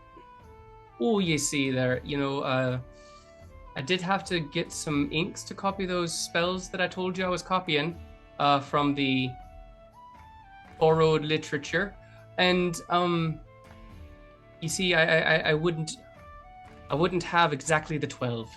It'd be just a wee bit short. I think Diadora just reaches for her little gold, her coin purse or whatever the fuck. Mm-hmm. And she'll hand it to Cal because she's like, I don't know. But she has 20 gold. She has 20 gold. But don't you need this for things? You'd always make more money. I look at Cal and go, not always, and definitely not for important things. I suppose that's true. Well, I'll tell you this. I hate to be in your debt, but if I could just owe you three of these gold pieces, then perhaps I could talk to the shop owner and see exactly what is entailed in the what is it I'm talking about, adoption fee that they've got here, and we could perhaps if I don't need all of the gold, I could return it to you immediately, but in case, just 3 gold would be all I need to perhaps take in Wikaira. That little, and then I know that then I remember. Oh, Diadora doesn't know the name Kyra. The wee bird lass right there, just the wee raven. Okay. All right, and you sure then? Yeah. Okay. Why wouldn't I be? Cal is much more used to people being economically stressed all the time. Yeah. That someone who is not is like, what? So, all right then. So he just pulls 3 gold out of the pouch and ties it back, returns it to Diadora, and then he calls out, "Hello there. Excuse me. All right. Are you the keeper of the shop here then?" For right now, yeah, that's me. I'm Leslie. It's great to meet you. And she kind of, you see this gnome who's got 2 big braids of red hair, very large kind of glasses that are overtaking her face, literally held together with like bits of spider web along the bridge just because they've broken so many times, just kind of framing her face as she kind of comes walking over. Oh, yes. Oh, you like Kyra. Oh, okay. Right. She's a beauty. Is this gnome, because Cal is not tall by Dragonborn standards, but like by general human standards, he would be a bit on the tall side. This gnome, what height difference are we talking about? She's about 3 feet, so like she's literally like the table is here when she approaches. Like, all right. So what Cal will actually do? Cal actually like kind of gathers a couple of fistfuls right at his knees of his kilt, and he'll actually just go ahead and put his knees to the ground. He just goes ahead and kneels right next to Leslie. All right, so Leslie, I wanted to know exactly how the process is for adopting your wee critters. Is this fee just to cover, basic care that you've done to rehome them, or is this some suggestion of pricing? Oh, of course, sir. Of course. So the fee on there is not only for the care that we've given the animal, but it's also to make sure that we can actually register them because they're familiar, so they can, blink in and out. So we have to put them on a registry in case they go missing, right? So you've tied them to the ethereal plane then? They were already tied, so it's hush hush. Don't worry about it. So, all right, certainly. It's basically an agreement that you're doing for the animal. You're providing this home, but it's also so that way too, if for whatever reason, Kyra were to go missing, you'd be able to know who had her last. Oh, always, of course. It also helps to support our foundation because we try to make sure that we, find homes for these proper familiars, in safety. So it's not so much you're paying for the animal to buy it, but you're actually helping to support all of the animals that are here. Oh, then in that case, I would certainly like to know if I might adopt wee Kyra over there. Oh, she's a beauty. She's one of my favorites, so... yeah, we can definitely do that. I believe it was... And you kind of see she goes waddling over. I can't remember the price.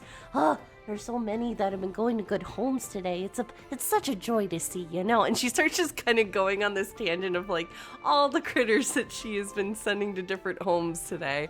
Kind of the equivalent of Cal in the library. This is her library. This is Except her. Cal.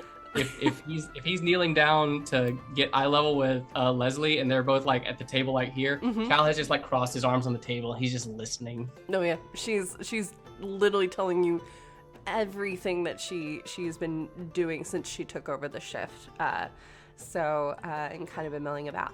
All right. So yeah, it looks like it's gonna be about 12 gold to get her. And that will also it'll be it comes with the bag that she comes in, so that way you can go around the festival and she won't be disturbed. It's a nice little safe home for her, but it's got the silent spell on it, so she won't be able to hear all the loud rambunctious noise. So see, like it's actually, we don't like to charge that much, but it's actually helpful for you and for the animal in this space. Oh, her own little cozy cave there. Yeah. Of course. So Cal, of course, then in that case, is there any kind of documentation I need to sign at the moment, or?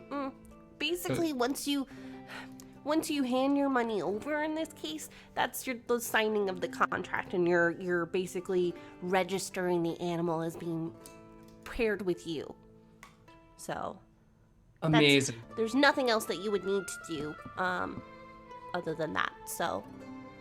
All right, well then Cal will then reach into his pocket and he'll pull out the 3 gold that he got from Diadora, and he'll set that on the table, and then he'll reach into another spot where he was keeping the rest of his money, and it kind of tumbles out in like, how you've been getting spare change from other vendors for the day, and you know what it all adds up to, but it's not $5. It's Sure. like $2 bills and 7 quarters and all this stuff.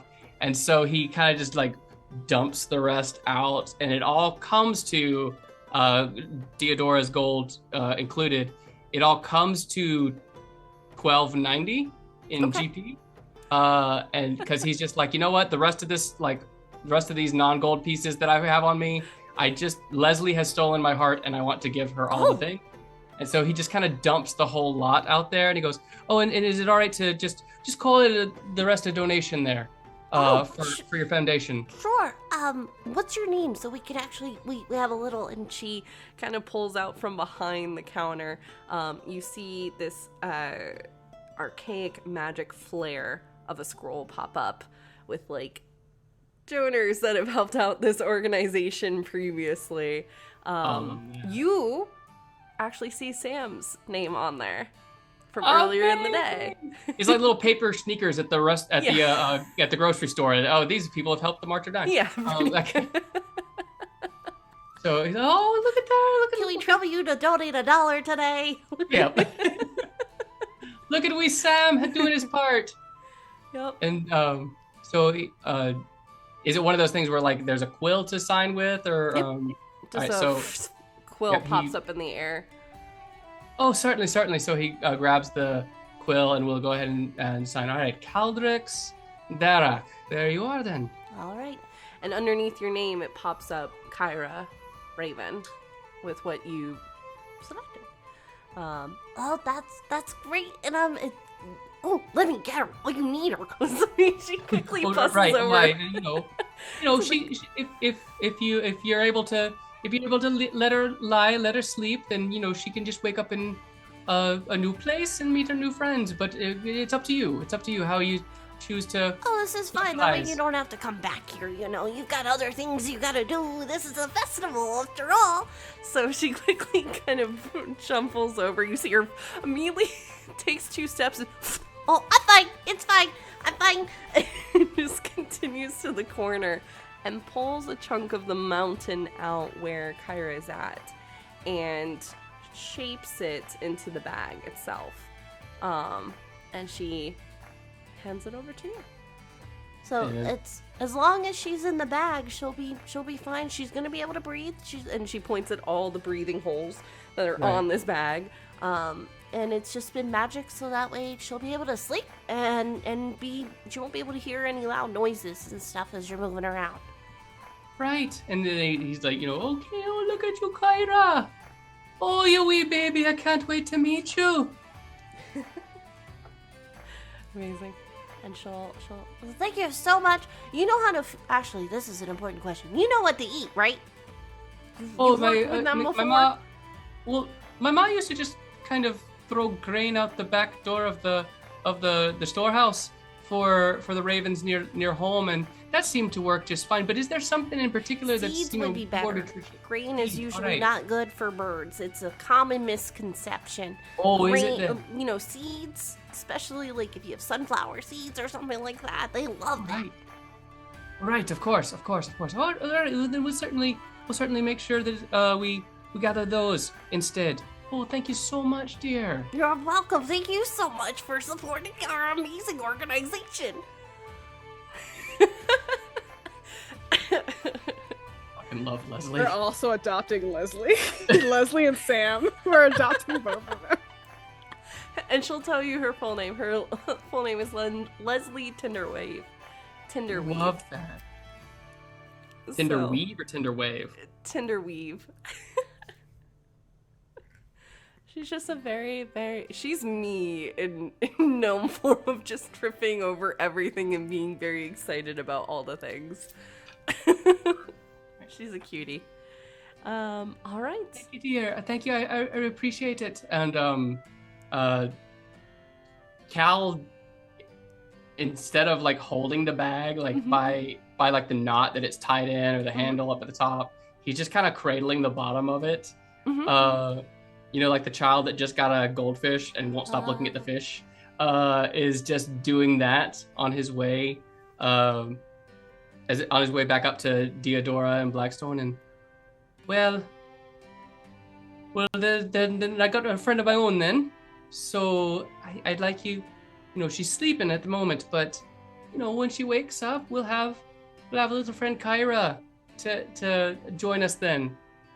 And he kind of turns to where the opening is, where Diadora and Blackstone can look in and see her sleeping on her little nest.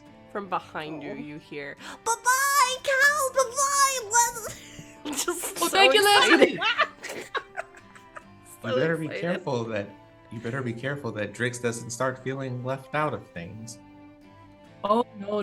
Drix and I will always have our conversations. We'll always be research partners and all the things that we do together. But this little lass, she made me think of Ma. She made me think of Ma feeding the ravens outside, or the crows rather, outside. Much to Dash's chagrin, but she just reminds me of Ma feeding the birds, and I feel like Ma would have wanted her to have a good home too. It is very interesting that so many of you choose to find living things to care for. What's a lovely practice, really. Didn't you feel somehow happier in the days after you started taking care of Corbin? Corbin just reappears dressed exactly as I am, and I go, I suppose so. It's just good to have little friends. Yeah, I got Sparky because he reminded me of home. I feel like that's a good thing to carry with you. Because you lived in the bramble, did you? In the woods. Sometimes. Oh, aye, right, nomads. So I suppose home is just wherever family was at the time, right? Not a particular place. Yeah. Sometimes I just like to feel that again. My home was a particular place, and it's been quite a while since I've been back to the hills, so it's nice to see something that looks familiar. Not a lot of hills with giant trees on them in the city here, Yeah, and it's been a while since I've been home too. Well, maybe we could both take a tour one day. I would like that. Have we covered where exactly Farron's pack, or not Farron? I just read your name, Diadora's pack. Wow, it's almost like we haven't played in 2 weeks. Right. Diadora's pack hails from.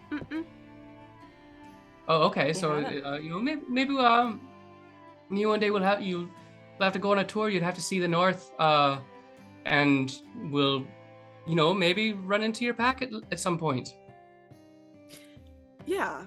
I mean, I know their migration patterns, so I usually know where they'd be, approximately where they would be each time of year. I love it. So, anyways, right. Did we have a book challenge? Yes, you do. I imagine you, Diadora and Blackstone specifically, turn further down. Sorry, Leslie really killed my voice for a second, so I'm trying to get it back. Further down the queue, and you see where the games are kind of spread out, where the hammer throwing is, where the thread of fate is. You see there's a sign that says Story Ring. There are a number of figurines that are kind of strewn about this grassy area, as a number of folks are tossing these rings onto the figurine, and every so often you hear someone basically shouting, "The two lovers were never meant to be, but yet they just trying so hard to narrate the story and are going with the tosses." So that is happening. Meanwhile, there is someone that is literally standing on a barrel that's like, come on, come over, unite the lovers. They have been star-crossed, never to be. And just like super ingratiated and super excited about everything they're doing. But if that's not your kind of tale that you wish to tell, there is, of course, the story of a family that's been split apart by war. Will you be the one to reunite this family? Come to the story ring! It's this big old owl that you saw earlier in the day. He is still he's starting to get slightly hoarse from yelling the whole day. But is still adamant, and you can still see that it's largely younger children that are throwing these rings onto the figurines and progressing the story. And then next to the owl itself is this little, like, again, think of Ren Fair. Plethora of the books are there too. So you can see that there are a number of them that have been written. Some of them are a little saucier that have been marked as, hey, kids should not read this kind of thing. So that is the story ring. This is what you're gathering is what your allies have been kind of poking might be Cal's game for the last couple of hours. And so he'll as they show up, and I assume like before they engage, they all kind of like stand there to take it in for a moment, like they join the crowd around, and Cal will kind of lean over to Diadora and, so how did the rings really engage? Leans over to Blackstone. So how do the rings have anything to do with the books then? Oh, well, depending on where the rings land, the story changes. Oh, so the books are enchanted to finish the writing when the skill challenge finishes? That is a question to the DM, actually. Is that how that works? You haven't explored that far. You've just heard what the basis of the game is. I think that is the part that you're going to have to find out, because I did not play this game. I did the dagger throwing game. Oh, I see.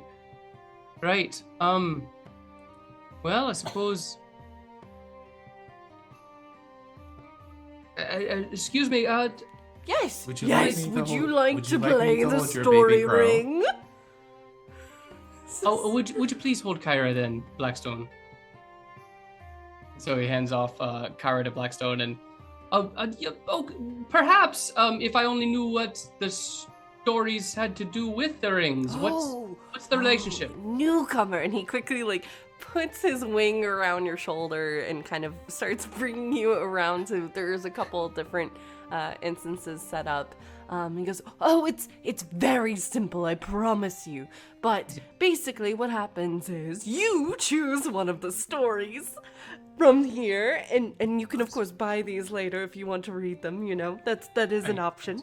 But you get to pick one of these stories and then actually tell it out. What'll happen is you'll be given these story rings. Think of them like story hooks. Get what I mean? And he starts kind of gesturing into your side. It's highly entertaining. But you are the one that is basically going to be, if you choose, for instance, the story of two lovers that have been torn apart. Basically the tale of a farmer's daughter who fell in love with a fire genasi, never to be. Because he keeps starting fires everywhere on the actual farm. And that's why the misconception.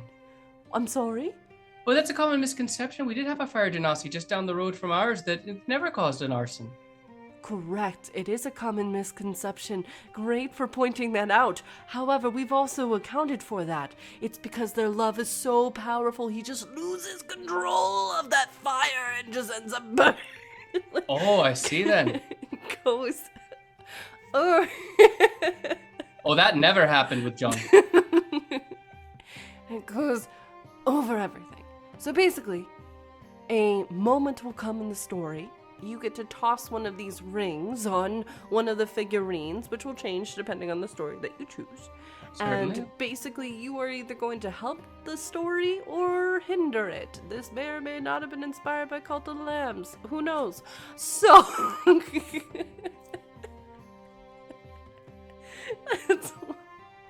So, all right. So I choose a story that I would like to see begin, and the characters in the story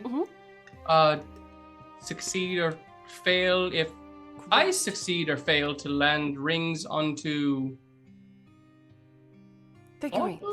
Figurines.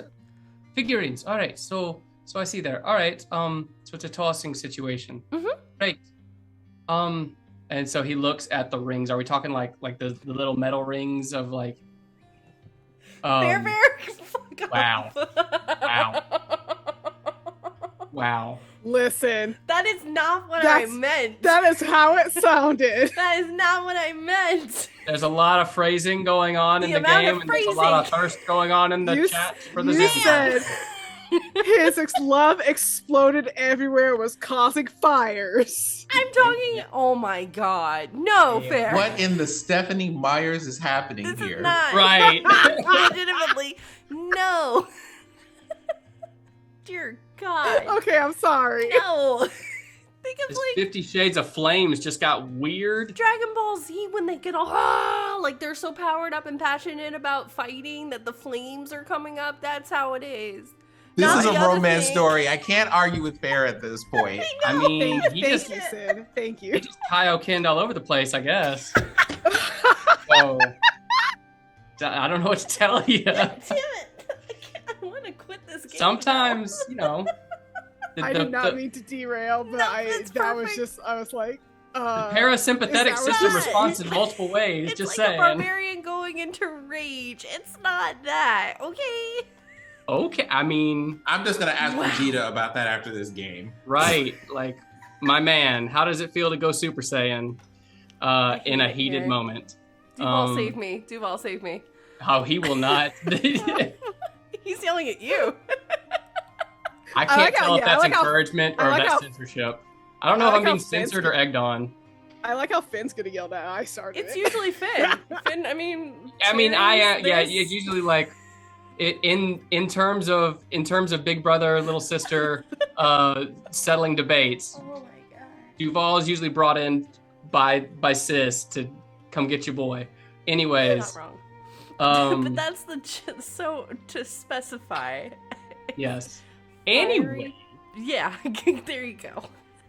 what kind of rings are we looking at here? Well, I mean, all things being considered, now I have questions. Yeah, right. All things considered. I hate it here. I'm about to just blow up this game and just be like, it's gone. Wow, I can't believe that was said in chat. Well, we had to have one per episode, and now we have that Yeah, one. that was our one. There we go. It happened. Anyways, I'm sorry. No, No, it was you should funny. not That was be. perfect. That was perfect. you could not be at all. That was a lovely interlude. No, that was. Listen, I wouldn't have read that out loud if I didn't think that would create a very interesting conversation. But also, it's good to specify. No, that's not what I meant. Cal peeks over at the book shelf over there, and like just kind of like magics his quill into his hand and writes just kind of on his palm, "Burning Fields," real fast as he jots down the title of the book. Yeah. just for future reference, "Burning Fields." Yeah, Burning That's Fields. what he does. Yep. You can see there's a regular version and there's a saucier version, which I love that. we're gonna fade to black on that because fair's already established. So Anyways, damn it. so then Cal goes, "Oh, certainly. Let You can tell also me, just sir." buy the books. You don't actually have to play. You can also just Right. buy. But yes, it's typically tossing. And you see his head kind of swivels around. What are Blackstone and Diadora doing as this is kind of happening? Like me, I am in the background and just vibing. I have already come here. I have already had fun. I am also enjoying being more of a spectator in this moment for the dynamic between Diadora and Cal, because this is the most time I've seen them having focused time together. Yeah, And the dynamic is interesting. for sure. Diadora, as soon as the owls started talking, she checked out. she's kind of like, because again, it is still like, you know, she's like mildly interested, but like this owl is talking a lot. And also just like wanting to see what Cal's doing, but also sort of keeping an eye out for any interesting like food stalls that she might see, because Oria did ask her to keep it like look for something that she might like. Also it's dinner time, so she is like getting hungry, so she's just kind of like, you know, sights and smells and everything, very a little distracted, Sure. but also just vibing. And then Cal will say, "Oh, well, all right. It seems at least fun. So You don't sound so sure. no. I'm in a state of wanting to try to just see it play out. I'm not quite sure. I know what's gonna happen next, but I'm willing to try. Okay. So what are the story hooks?" And he tries to jab him back like he was jabbed earlier. He's gotten a little like he's gotten a story vibe hooks from you like that, shut the non-believer. What are the story hooks then that are to choose from to start off with? Well, we have two. If you're Right. sure about this. The first is that farmer's daughter business. The second is a family that's been split apart by war. Think about in the time of the rupture, you know. A lot of families were torn apart at that time, and this family found themselves separated. Well, I'll play the story then. I'll play the story of the family. A family. Okay. That's gonna cost you about 3 silver. It does unfortunately cost money because we have to also Right. supply the story. And so Cal will try to make eye contact with his friends because you were the ones that suggested I should go play this game, but at the same time I just gave all my money to the pet adoption center, and so Cal will try to make eye contact with Diadora or Blackstone, and he'll be saying loudly, "All right, well, you see it. I know that somewhere here I've placed I've placed at least a few silver that I had earlier today. I thought." Right. So, and Roll deception. Can I sleight of hand some gold over to Cal? Roll stealth, and let's see. The look on Finn's face. Was that That's one? a 23. Did you roll it was a one? nat 1 on the deception roll, so just the one on trying to pass off that he was not broke but totally looking for Sure. his coins somewhere. Well, if you can somehow procure, you know, Certainly, you know, it might be something for a different day. it could be. I'm- Blackstone, you are able to. How are you sneaking this coin without? I'm just going to use Mage Hand because I could make Mage Hand invisible. Yeah, you can. Okay. Love those trickster rogues. What's the range? What's the range on Mage Hand? Yeah. It's it's 30-foot range. Okay. Pretty far, yeah. Okay. Sorry, I'm picturing things because, as we have established earlier in the game, in the episodes rather, there are some magical things in play that may or may not allow for a mage hand to come through that barrier. So what I do is just carry it as far as I can, but I leave it low to the below eye level. Sure. So I can just place the coin somewhere convenient. Sure. Okay. You see some coinage, you see some coinage floating your way, Cal, and just drop. It hits basically right where that barrel, where the owl was actually standing and proclaiming his love of the stories that are happening here, and it just kind of clatters onto the barrel. You'll want to pick that up. He'll as soon as he if he sees it floating and lands on the barrel, he will quickly clap his hand down on top of the coins as soon as they hit the barrel, thunk. All right, yeah, right. I knew I had it here somewhere. The 3 silver, you say? And he holds out his hand with the 3 silver in it. You see the owl just kind of extends his neck and comes very close to you. If I suspect that there's any cheating when it comes to this story, first off, why would you? I wouldn't know. I'm literally here to find out how the story goes, not tell you where the story goes. That's why. Can I intimidate this owl? Oh wait, actually, can I have a moment of chaos for a second? Sure. I will say because Blackstone was a little closer, but Diadora, you can assist. Yes. Okay, yes, I will. I love you. Go away. Oh wait, do we want to do intimidation things? You can do intimidation whenever Blackstone is planning on doing. I'm imagining both, like, the owl says this, and just a wave of "Are you fucking kidding me?" is coming from Diadora. Yeah. Well, Blackstone, what are you gonna do? Because maybe I'll help you instead. I'm going to just be like, hey, that's not going to be an issue, and just do that, but telepathically, because who expects that? I will throw you off the game right there. Mm-hmm, mm-hmm. Because I have observant, so I could just like watch people talking and read their lips from a distance. Sure. Big same.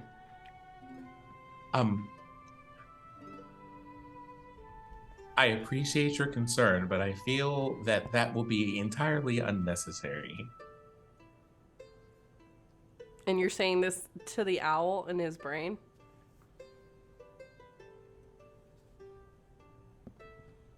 He just kind of gets a quizzical look and then just starts staring at Cal.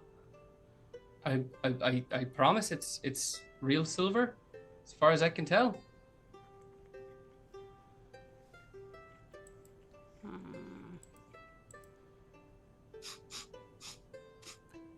Diadora, what are you doing? Sorry, I also had Salem licking my hand, so I'm trying to, like, not, because he keeps licking me.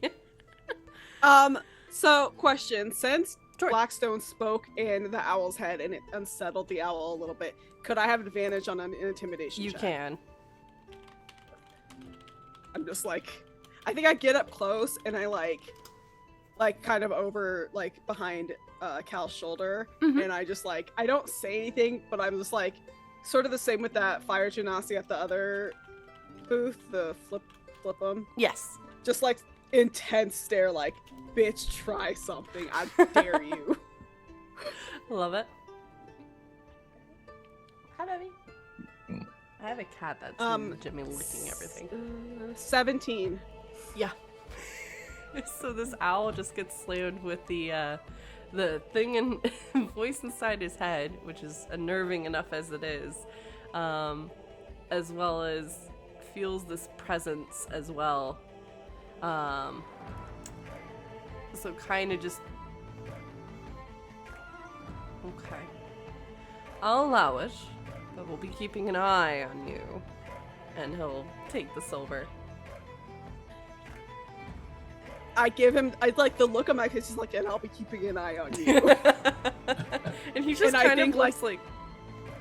Like, you smile, my teeth elongate just a little bit, like, you Oh, know, like oh. slightly shifting. Like, I'm going to, like, eat you. Yeah, his If you feathers try start to get anyway. ruffled. It's very much fight or flight right now for him. You're a predator, and he is not used to this. So yeah, no, this is alarming for him to kind of do. So, all right. So you're going with the Worn Torn family story, correct? Yes. Okay. So the owl will guide you a little bit of ways to where there are these rings that are kind of set up. There's a line that marks where you're going to be standing behind. And then in front of you, there are 3 rings, 2 that are up front and 1 in the back. So in a triangle, essentially. Right. That are or not rings, but you know what I mean. They're sticks in the ground, and you're Right. doing a ring toss on it. Mhm. So the owl will usher over an assistant. Out of game, Jordan needs to stop doing the voice because it hurts. So it will usher over an assistant to kind of help with this story. You see what appears to be a much younger owling. She's got, her feathers are really long, so it almost looks like she has a cloak in the back as she's kind of walking. very kind expression on her face. She looks tired. She's been doing this all day. So she comes on over to you and kind of stands right where you are and the line is. And she kind of holds her hand out and this book appears in front of her. All right. Are you ready? I believe so. Okay. So here are the rings. When I ask you to throw it, you're going to throw it on those sticks over there, which are going to transform as the story progresses, depending upon what's happening in the story. So it might change into, a monster that you need to kind of throw a spell against, which is what the ring represents. Or perhaps it's, one of the family members, this is how it kind of is. I know it's weird. I didn't design the game, but it's a cool little pastime, especially because there's multiple endings you can kind of do for this story. No, it definitely sounds a good a game that lets you change the story that you're enjoying. Maybe one day they'll have something like this for everyone. Right? I think so. I think it'll catch on. I really do. All right. So, our story begins in the wastelands of the Genora wetlands, back in the time of the rupture. You find that there is a family that has brought two herds, communities together. Sure. This family now finds that they must defend themselves against what is happening in the rupture, which to this day we still don't know. And as she's talking, the sticks in the ground start to kind of transform. They connect for a moment, and you see an image of the Genora wetlands. You see people walking about. It looks almost like a movie, a little Nickelodeon, as this is kind of happening. Clearly it's staged, but this is what the kind of representation as it's going. One day, the village leader found that he was having trouble trying to figure out what the next step was. If he should stay and keep his family and space safe, or answer the god's call.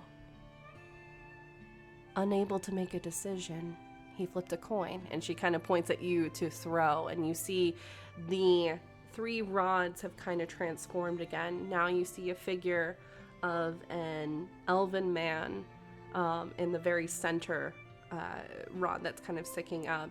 On the right, you see what appears to be kind of the image of a god. You're not exactly sure if it's Biora or if it's the Lady of the Mists, the Veil. You're not sure. And then on the opposite one is family. You see another elven woman and their 3 elven children that are just kind of standing there. So he chose, and she points at you to toss the ring. And go ahead and roll a, let's say, sleight of hand or dex. Like a straight dex versus the sleight of hand? Mm-hmm. 19. 19. And that... Which one were you aiming for? I was going to go with the sleight of hand, so that's a 21. Okay. Which of those 3 options that I gave you were you aiming for? He was going to aim for the elven woman and her children. Okay. All right. The ring kind of... Wow, words are hard, y'all. The ring flies over towards the family, and instead of it clambering, it kind of hovers for a moment and then settles around the outside of where the family is. And you see she kind of nods and gives a polite little clap. Right. Great choice. He chose family. In doing so,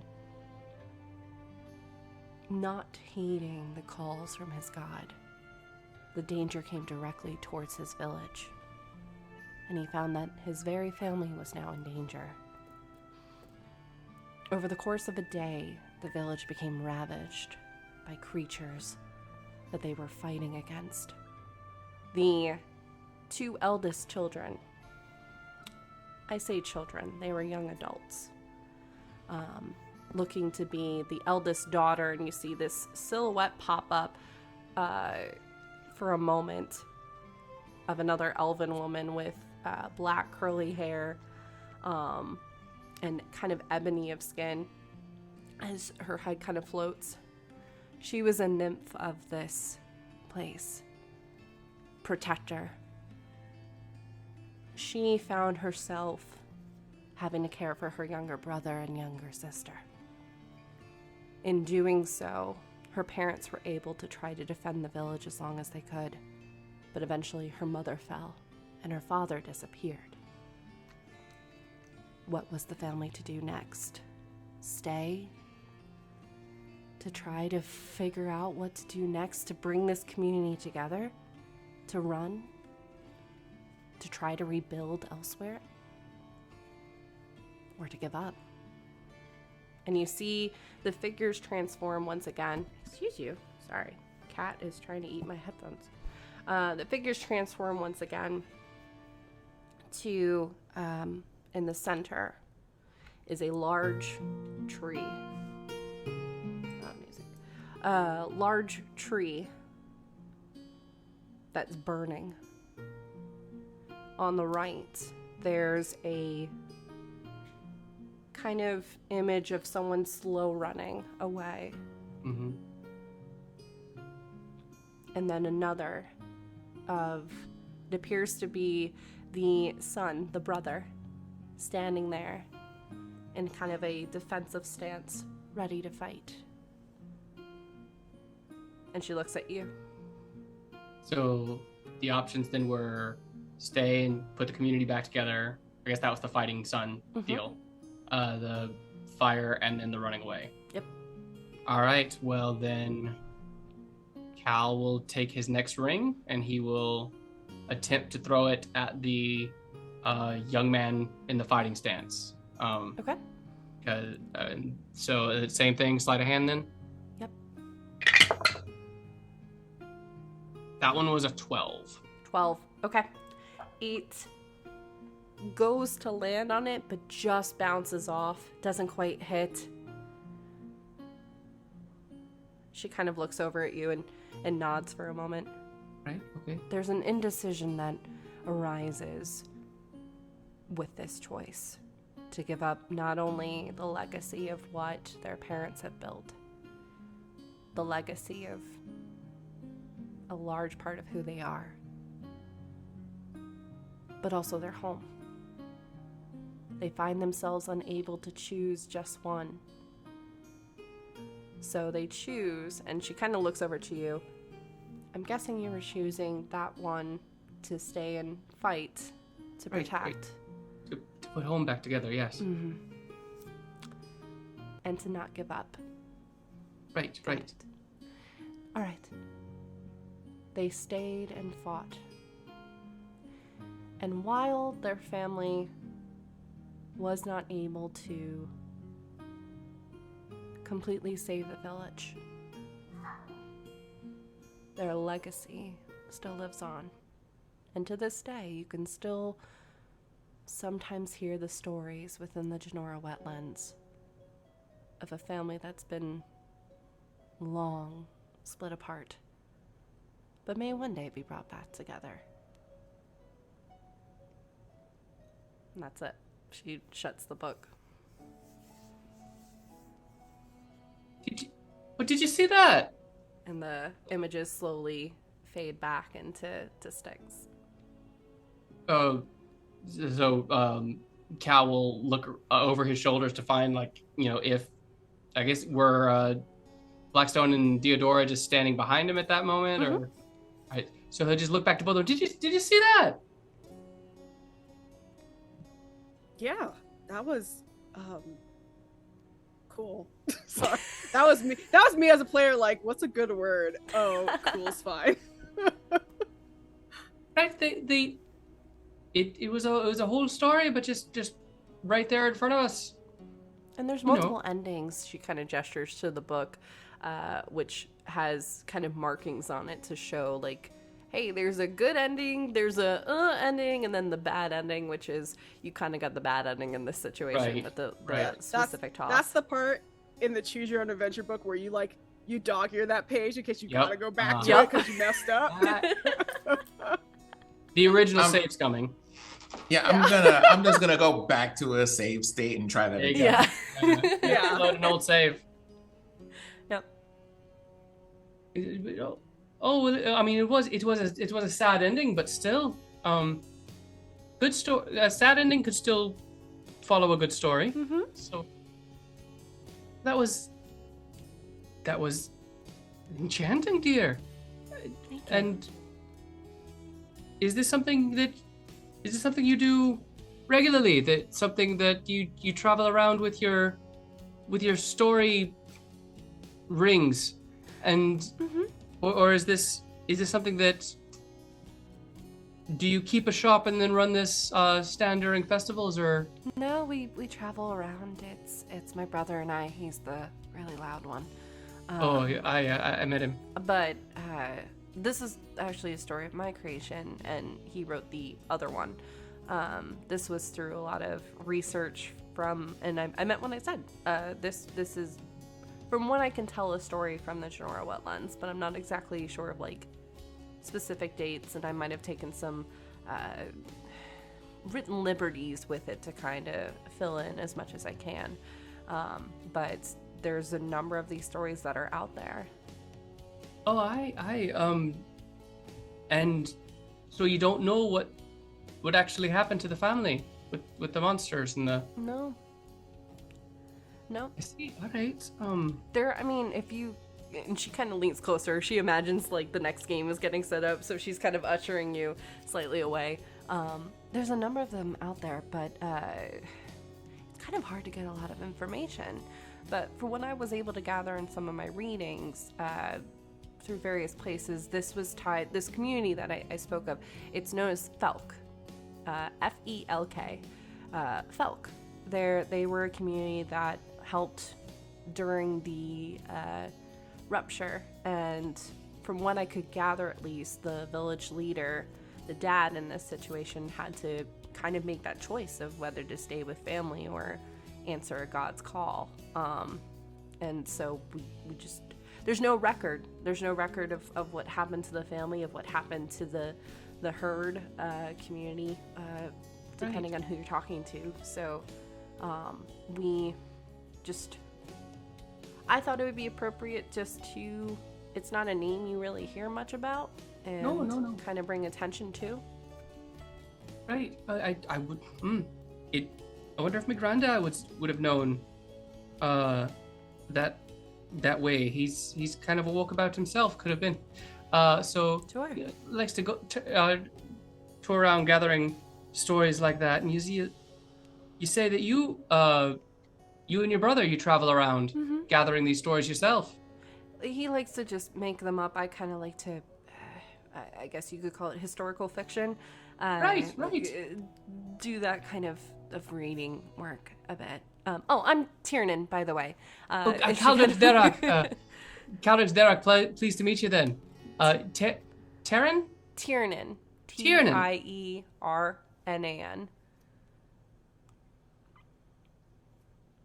Oh, the pleasure to meet you, Tiernan. Kaldridge Derak, Sai Derak tree in up in the north there. Okay. Did we give a name to the region that Cal is from, or is it just the north? You haven't talked about it yet.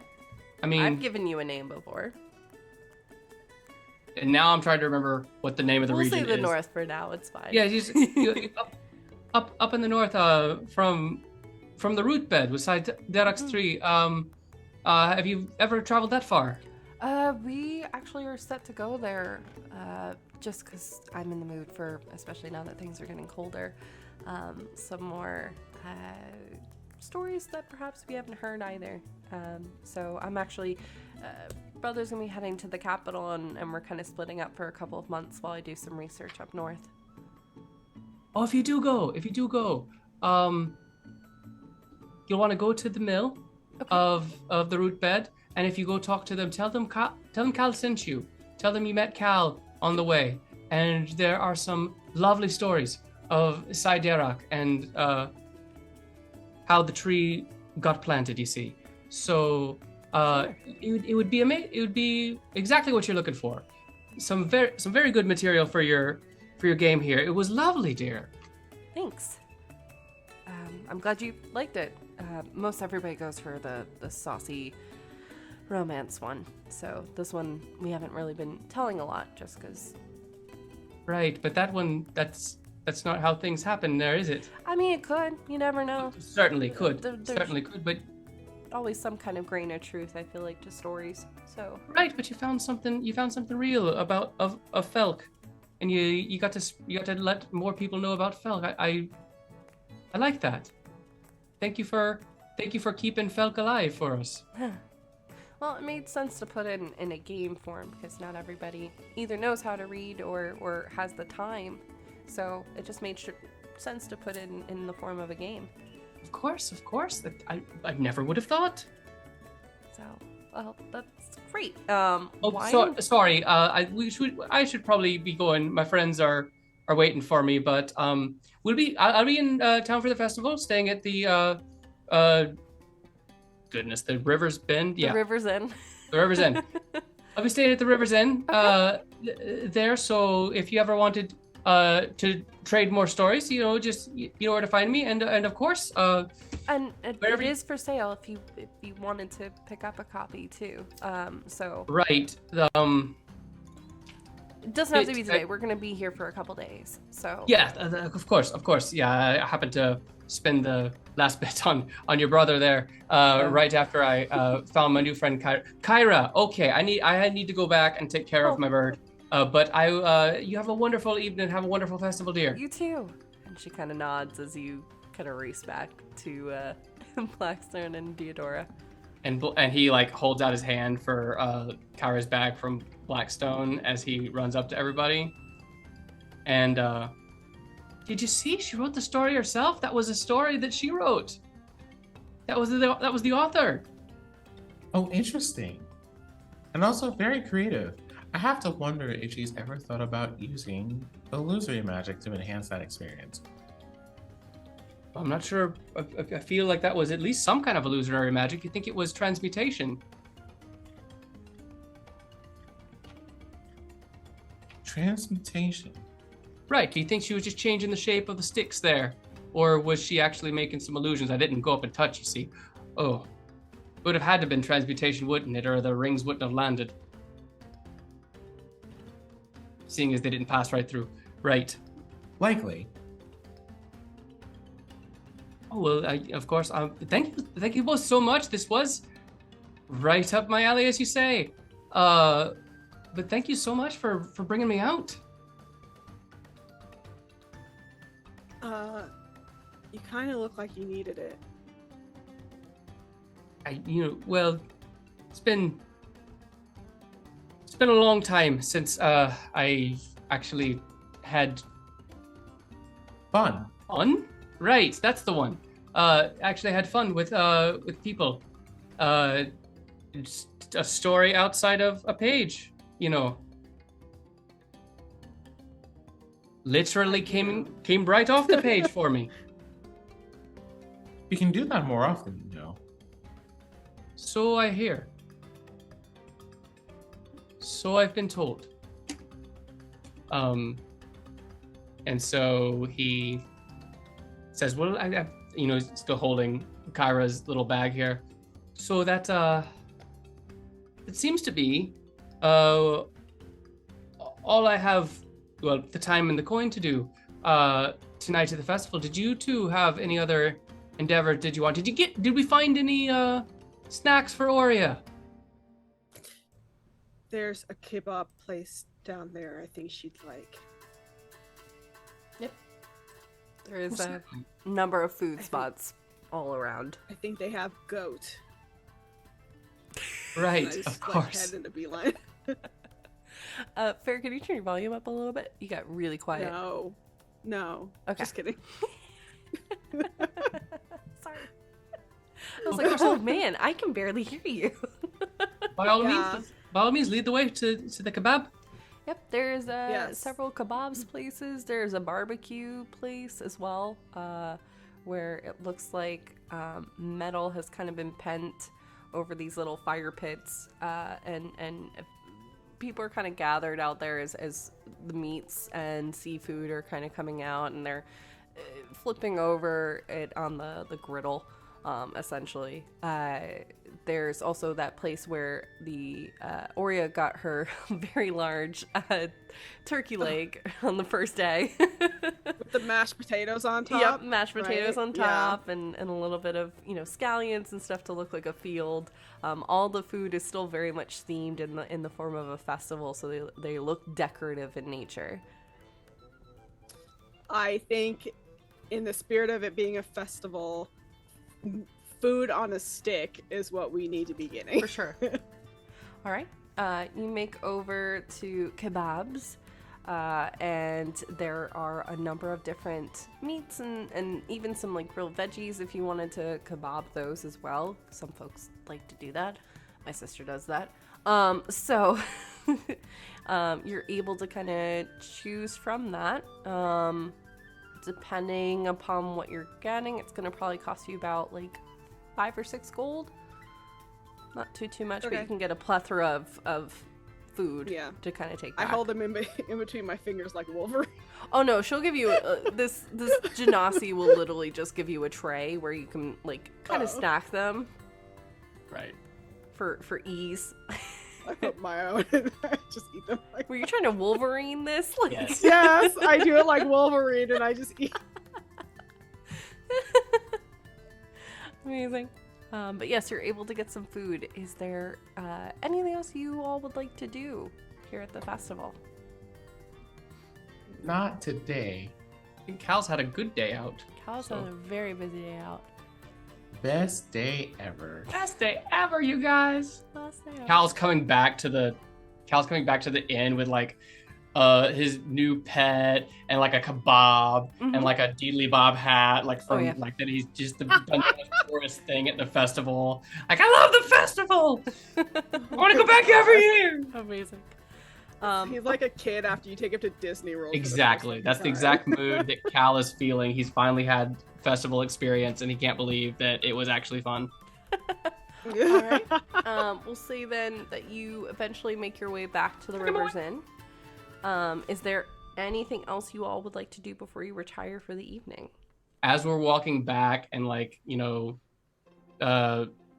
between like turns and everything and trying to figure our way back, Cal's just talking to Blackstone about this spell that so it's not just a hand that's invisible that you can control, but just a whole entity, a whole person, if you will. But it's not a person because there's not a mind to it. It just takes the thoughts from your mind and does the task. But then you don't even have to think about them. You don't have to think about how to move the fingers of the hand, like you said. You could just think, I don't know, fetch my water, and it would go and fetch your water for you, and you wouldn't think of it. Or you would say, make my bed, and it would go ahead to the business of actually folding your sheets and putting it together, and you wouldn't have to think about all the movements. You just have to think about a task. And it was written in an older book, so it was called Unseen Servant, but I feel like the name could be workshopped. Into something different, Yep.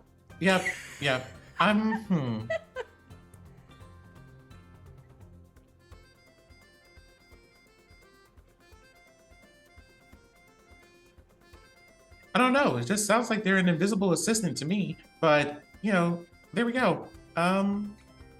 Right, an ethereal assistant then, isn't it? It sounds like it. It sounds like that could work. It definitely seems to describe the entity. Right. That's a good one. Then, perhaps we look over how to make this ethereal assistant, and if I can take it to a scroll for you, perhaps that'll give you something to learn. Can you learn that now? Oh, Drix already has it. I already copied it down right just before you returned to the inn. Then Is that Drix. something that you can? Is that something that you can use? Oh, I haven't. Let's see. I haven't prepared it, but you know, Drix can speed up the spell. Drix can speed the ritual up, like he does. Well, I have an idea. Maybe the first task that you can give to your ethereal assistant is taking your books back to the library. Oh, there is a distance requirement. I've got to be within 60 feet of the ethereal assistant, or they just. Well, that's about as close as you would need to take a book into the library without being there, right? Oh, you're right. So, perhaps we stay outside and a set of books just floats its way in? I'm sure no one is going to complain. They certainly wouldn't be able to talk to a person they couldn't see. Well, that's true. I suppose that it is true. So suppose the books just walked themselves into the library again.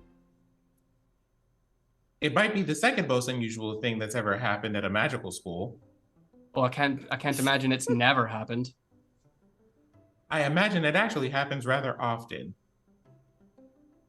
Of course, right. So, you know, tomorrow we go to the school. I go ahead and summon up an ethereal assistant before we walk past the library and just have the books walk themselves right on in.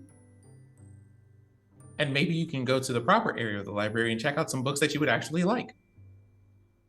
Oh, aye. That's probably something for. That's probably something that would throw off. That would throw off suspicion for me just standing outside of a library door, just waiting for the books to walk themselves in before we leave. So right, so we all go into the library probably, you know, right before or right after the assistant, and just no one knows the two are connected. It sounds like a solid plan to me. Is this how you heist?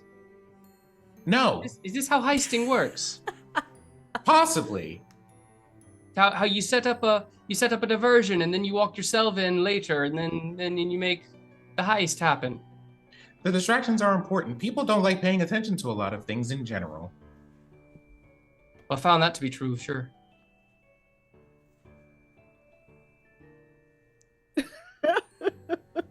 Amazing.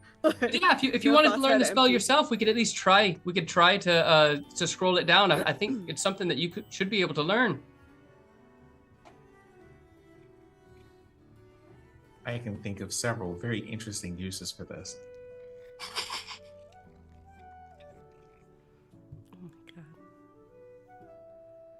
Okay. Diadora's just in the background housing kebabs. Yeah. Love it. You're just that anime character that's just watching everything kind of happen. Yeah. If there was any suggestive nature to Blackstone's proposed uses of the ethereal assistant, it was lost on Cal. It just Sure. No, whatever. I don't know what you mean. Which, of course, how could there be? I am an innocent robot who only knows of stealing. The most innocent robot. The most. Okay. You eat your kebabs, you plot and plan, and eventually do all of you make your way to your individual rooms? We do. Okay. Certainly do. Okay. Is there anything else you all would like to do before the end of the night? I play with Sparky. Okay. Cal is going to set Kyra on the bedside table next to Drix's book. And Drix there. Oh, Cal, how are you now? Good, and you? Not so bad yourself? Well enough, good stuff. All right, so here's the thing. Actually, Drix, Cal is very happy about something. Yes, you see, I had set the book like right next to the bag of that with, I guess, like a little view window or something like that. There's like a whole scene.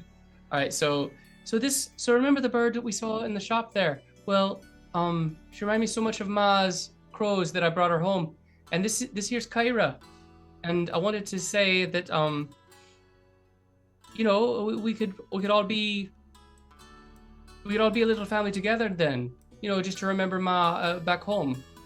And that's when Cal goes, she's sleeping now, and I'd like to say hello to her and introduce her to, her big brothers and such as we are when she wakes up. But, I do have to sleep eventually. So I was wondering, how do you feel about could you wake me? I'm not asking you to, bird sit, but could you wake me whenever Kyra starts to stir there? Oh, I'm Drix as well. Right. I don't know why for the one moment that I forgot I was talking to myself, I really expected Drix to respond to me. Yeah.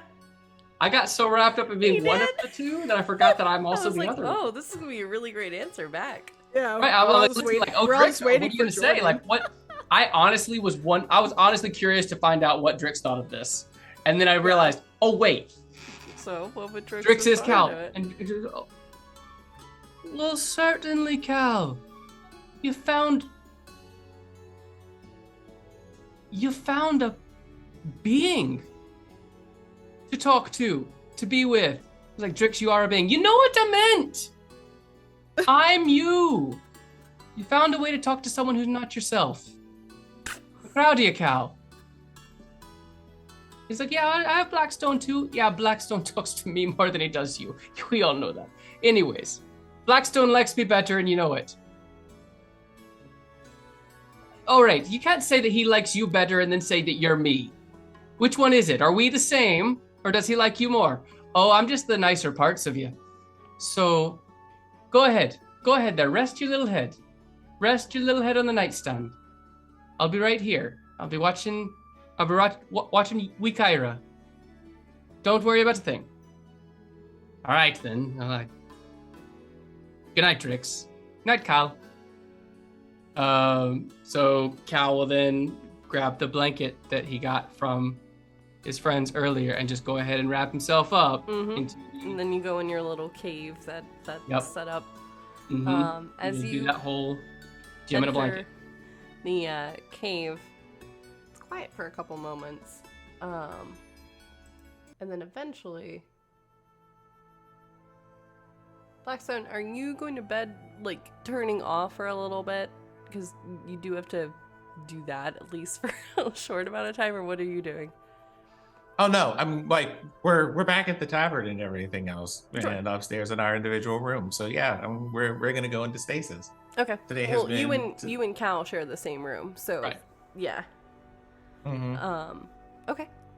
So you go into stasis, and Cal, you can kind of hear Blackstone's not necessarily breaths, but the noises that they make when they're moving about, they're speaking, they're breathing in every sense. The Kinda hum of the slow fan on the down. CPU. Yeah, it's just kind of lowered. You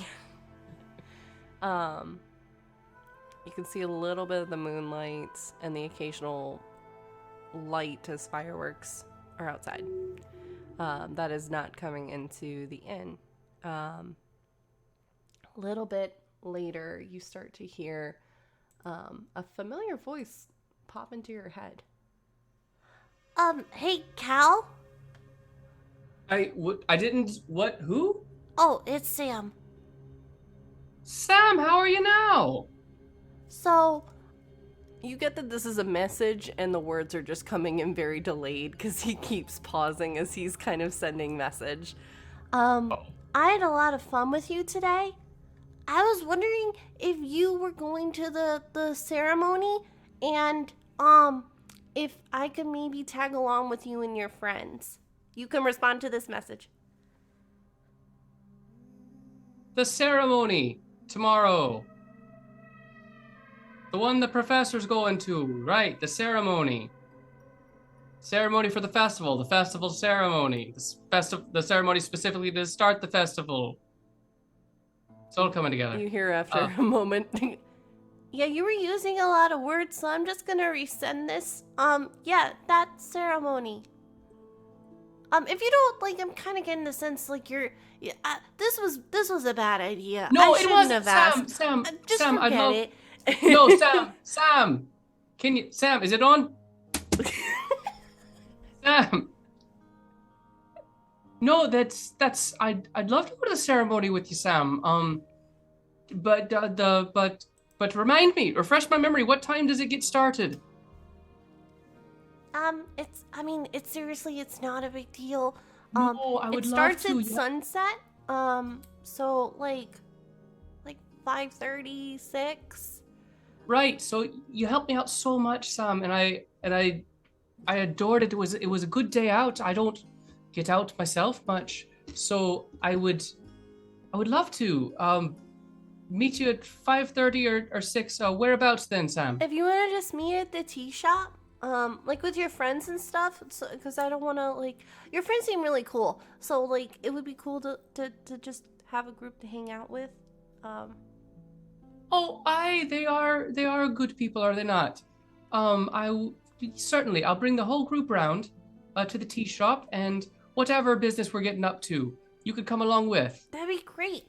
And then I could take you to the bars and stuff that are close by, because it's a fun place. I think you'll like it, actually. Oh, will I now? Okay, well, certainly. Well, you seem a good lad, so if you say it's a fun place, then I'll give it a shake. Well, don't shake the building, because that's not really a great... Oh, I meant be giving it a try, you see. Oh, I was thinking, I'm tired. I've been... No, so am I, you see. Yeah, there's a lot of words that we use that aren't quite literal, where I come from. So no, I will give it a try. I will try it out for you, Sam. Okay. Again, if you change your mind, it's totally fine. I totally understand. And I appreciate you taking into consideration my own wishes. But it was such a good day with you, Sam. I'd like to have another. Yay. Okay. I will see you there. All right. I'll see you. I'll see you in the morning or in the evening then. Yeah. Oh, okay. Right, and like, you said this was message? Yeah, so Not it's literally sending? it's literally just coming in and just very sporadic. So you're answering back and it's kind of overlapping as he's sending another message. So he's just there's a really awkward delay where at times the both of you are talking. Right. Just because of that delay. But it's message. It's just a Zoom. It's a Zoom call. It's a Zoom call. Yeah. Zoom call. Yeah. Okay. All right then, Sam. I'll see you tomorrow then. Yeah. Sam, you're muted. Fuck off. Wait, what? I paid for the really expensive magic connection. This should work. I have the pro account. I have the pro account, and I'm a TA now, so I should have unlimited access. I'll have to, okay. Okay, cool. All right, bye. All right, bye then. Bye. Stops. Did it connect? Did it disconnect? Are we out? You can feel the connection's gone. Oh, we're out. Okay then. All right. So like, Cal looks around the room. Drix is still like just kind of relaxing, chilling. Drix is playing a magical version of Pong that he has created with his own hologram in front of him. Pretty much. And he's just doing that. He's like, so you had a caller then? It's just we, Sam. We were gonna meet him up at the ceremony tomorrow night at the festival. So best to wrap up all our business in the morning, so we can get to the festival. You think the others would be excited to see Sam? Oh, I think everyone loves Sam. I think Sam's one of those people that never meets a stranger. Oh, okay then. All right. So then I'll just I'll see you in the morning then, Drix. I'll see you in the morning then, Cal. Scoots back into his sleepy position. Blackstone, was there something you wanted to do? I thought about it, but no. Okay. I was curious when you sent me the message. I was like, oh, okay. All right. So as Cal fades to sleep, our adventurers have had a bit of R&R. seem to have a plan in place with a minor complication. Who knows? That I think is gonna be where we call it for today. Welcome back, everybody. Good to be back. Oh my gosh. Whew. This is a ton of fun. Thank you so much. Sin, why don't you, because this has not been signal boosted and it should be. You just started a new campaign this past week, didn't you? I did. So DM'd by the effervescent Honorian, and also featuring myself, Persephoroth, Wally, and Abbott Darlings, and Black Girl Mage. There we go. I got everybody. We have started a new campaign based in the Valor system that is based around a story of Final Fantasy Tactics. So if you've ever played that game, or if you just like very medieval-esque types of games and tactical RPGs, Right. you should stop on by. That's on Mondays. It'll be every Monday for at least the next 10 Mondays. And our first episode was this past Monday. It was amazing. It was really, really good. I was modding, so I'm biased, but it was really good. It was a lot of fun. It was very good. Final Fantasy Tactics is like basically my favorite game of that entire series. So For sure. How about Finn? Are y'all doing anything else that we haven't plugged? UL will be back tomorrow morning, so Yay. there's that. no. Woohoo! So yeah, we're gonna see where we ended up after I was paralyzed the whole time. So we'll see what happened when my bard wakes up from his hold person paralysis. If I have anything, I don't remember, and so I'm hoping that I don't. I don't think you do. I don't think I do either. We talk every day, and I'm trying to remember. I don't think you do. Yeah, but who knows? I don't think I have anything, but if I do, I'm sorry that I forgot, and please send me a message. Nicely, respectfully. Yeah. Nicely, respectfully. No, go check that out. We will be back here next Saturday for episode 9 of our Ampistrano campaign. See what happens with this heist. We might actually finally get to the ceremony that I've had planned for weeks. It keeps shifting. And we'll have our full cast because we'll have April.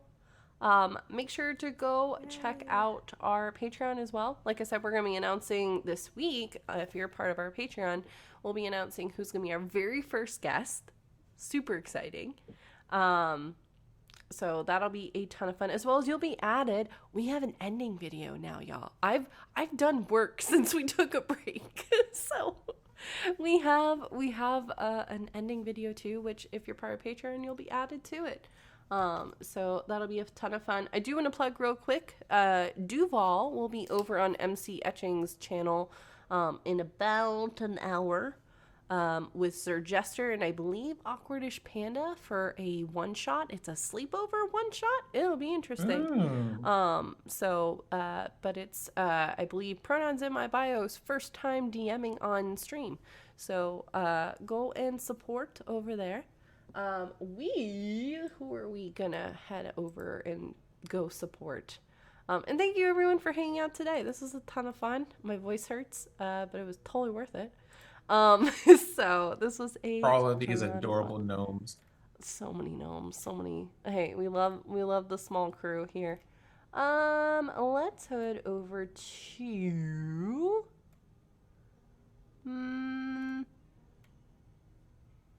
struggle busing here. Sorry, y'all. We're gonna head over to classical Glyza. Glyza's playing Hooked on You, and we played that. That was a fun time. Why don't we go support, y'all? So we are gonna head on out of here before Salem rips apart my house. But we'll see you beyond the veil next time. Bye, everybody.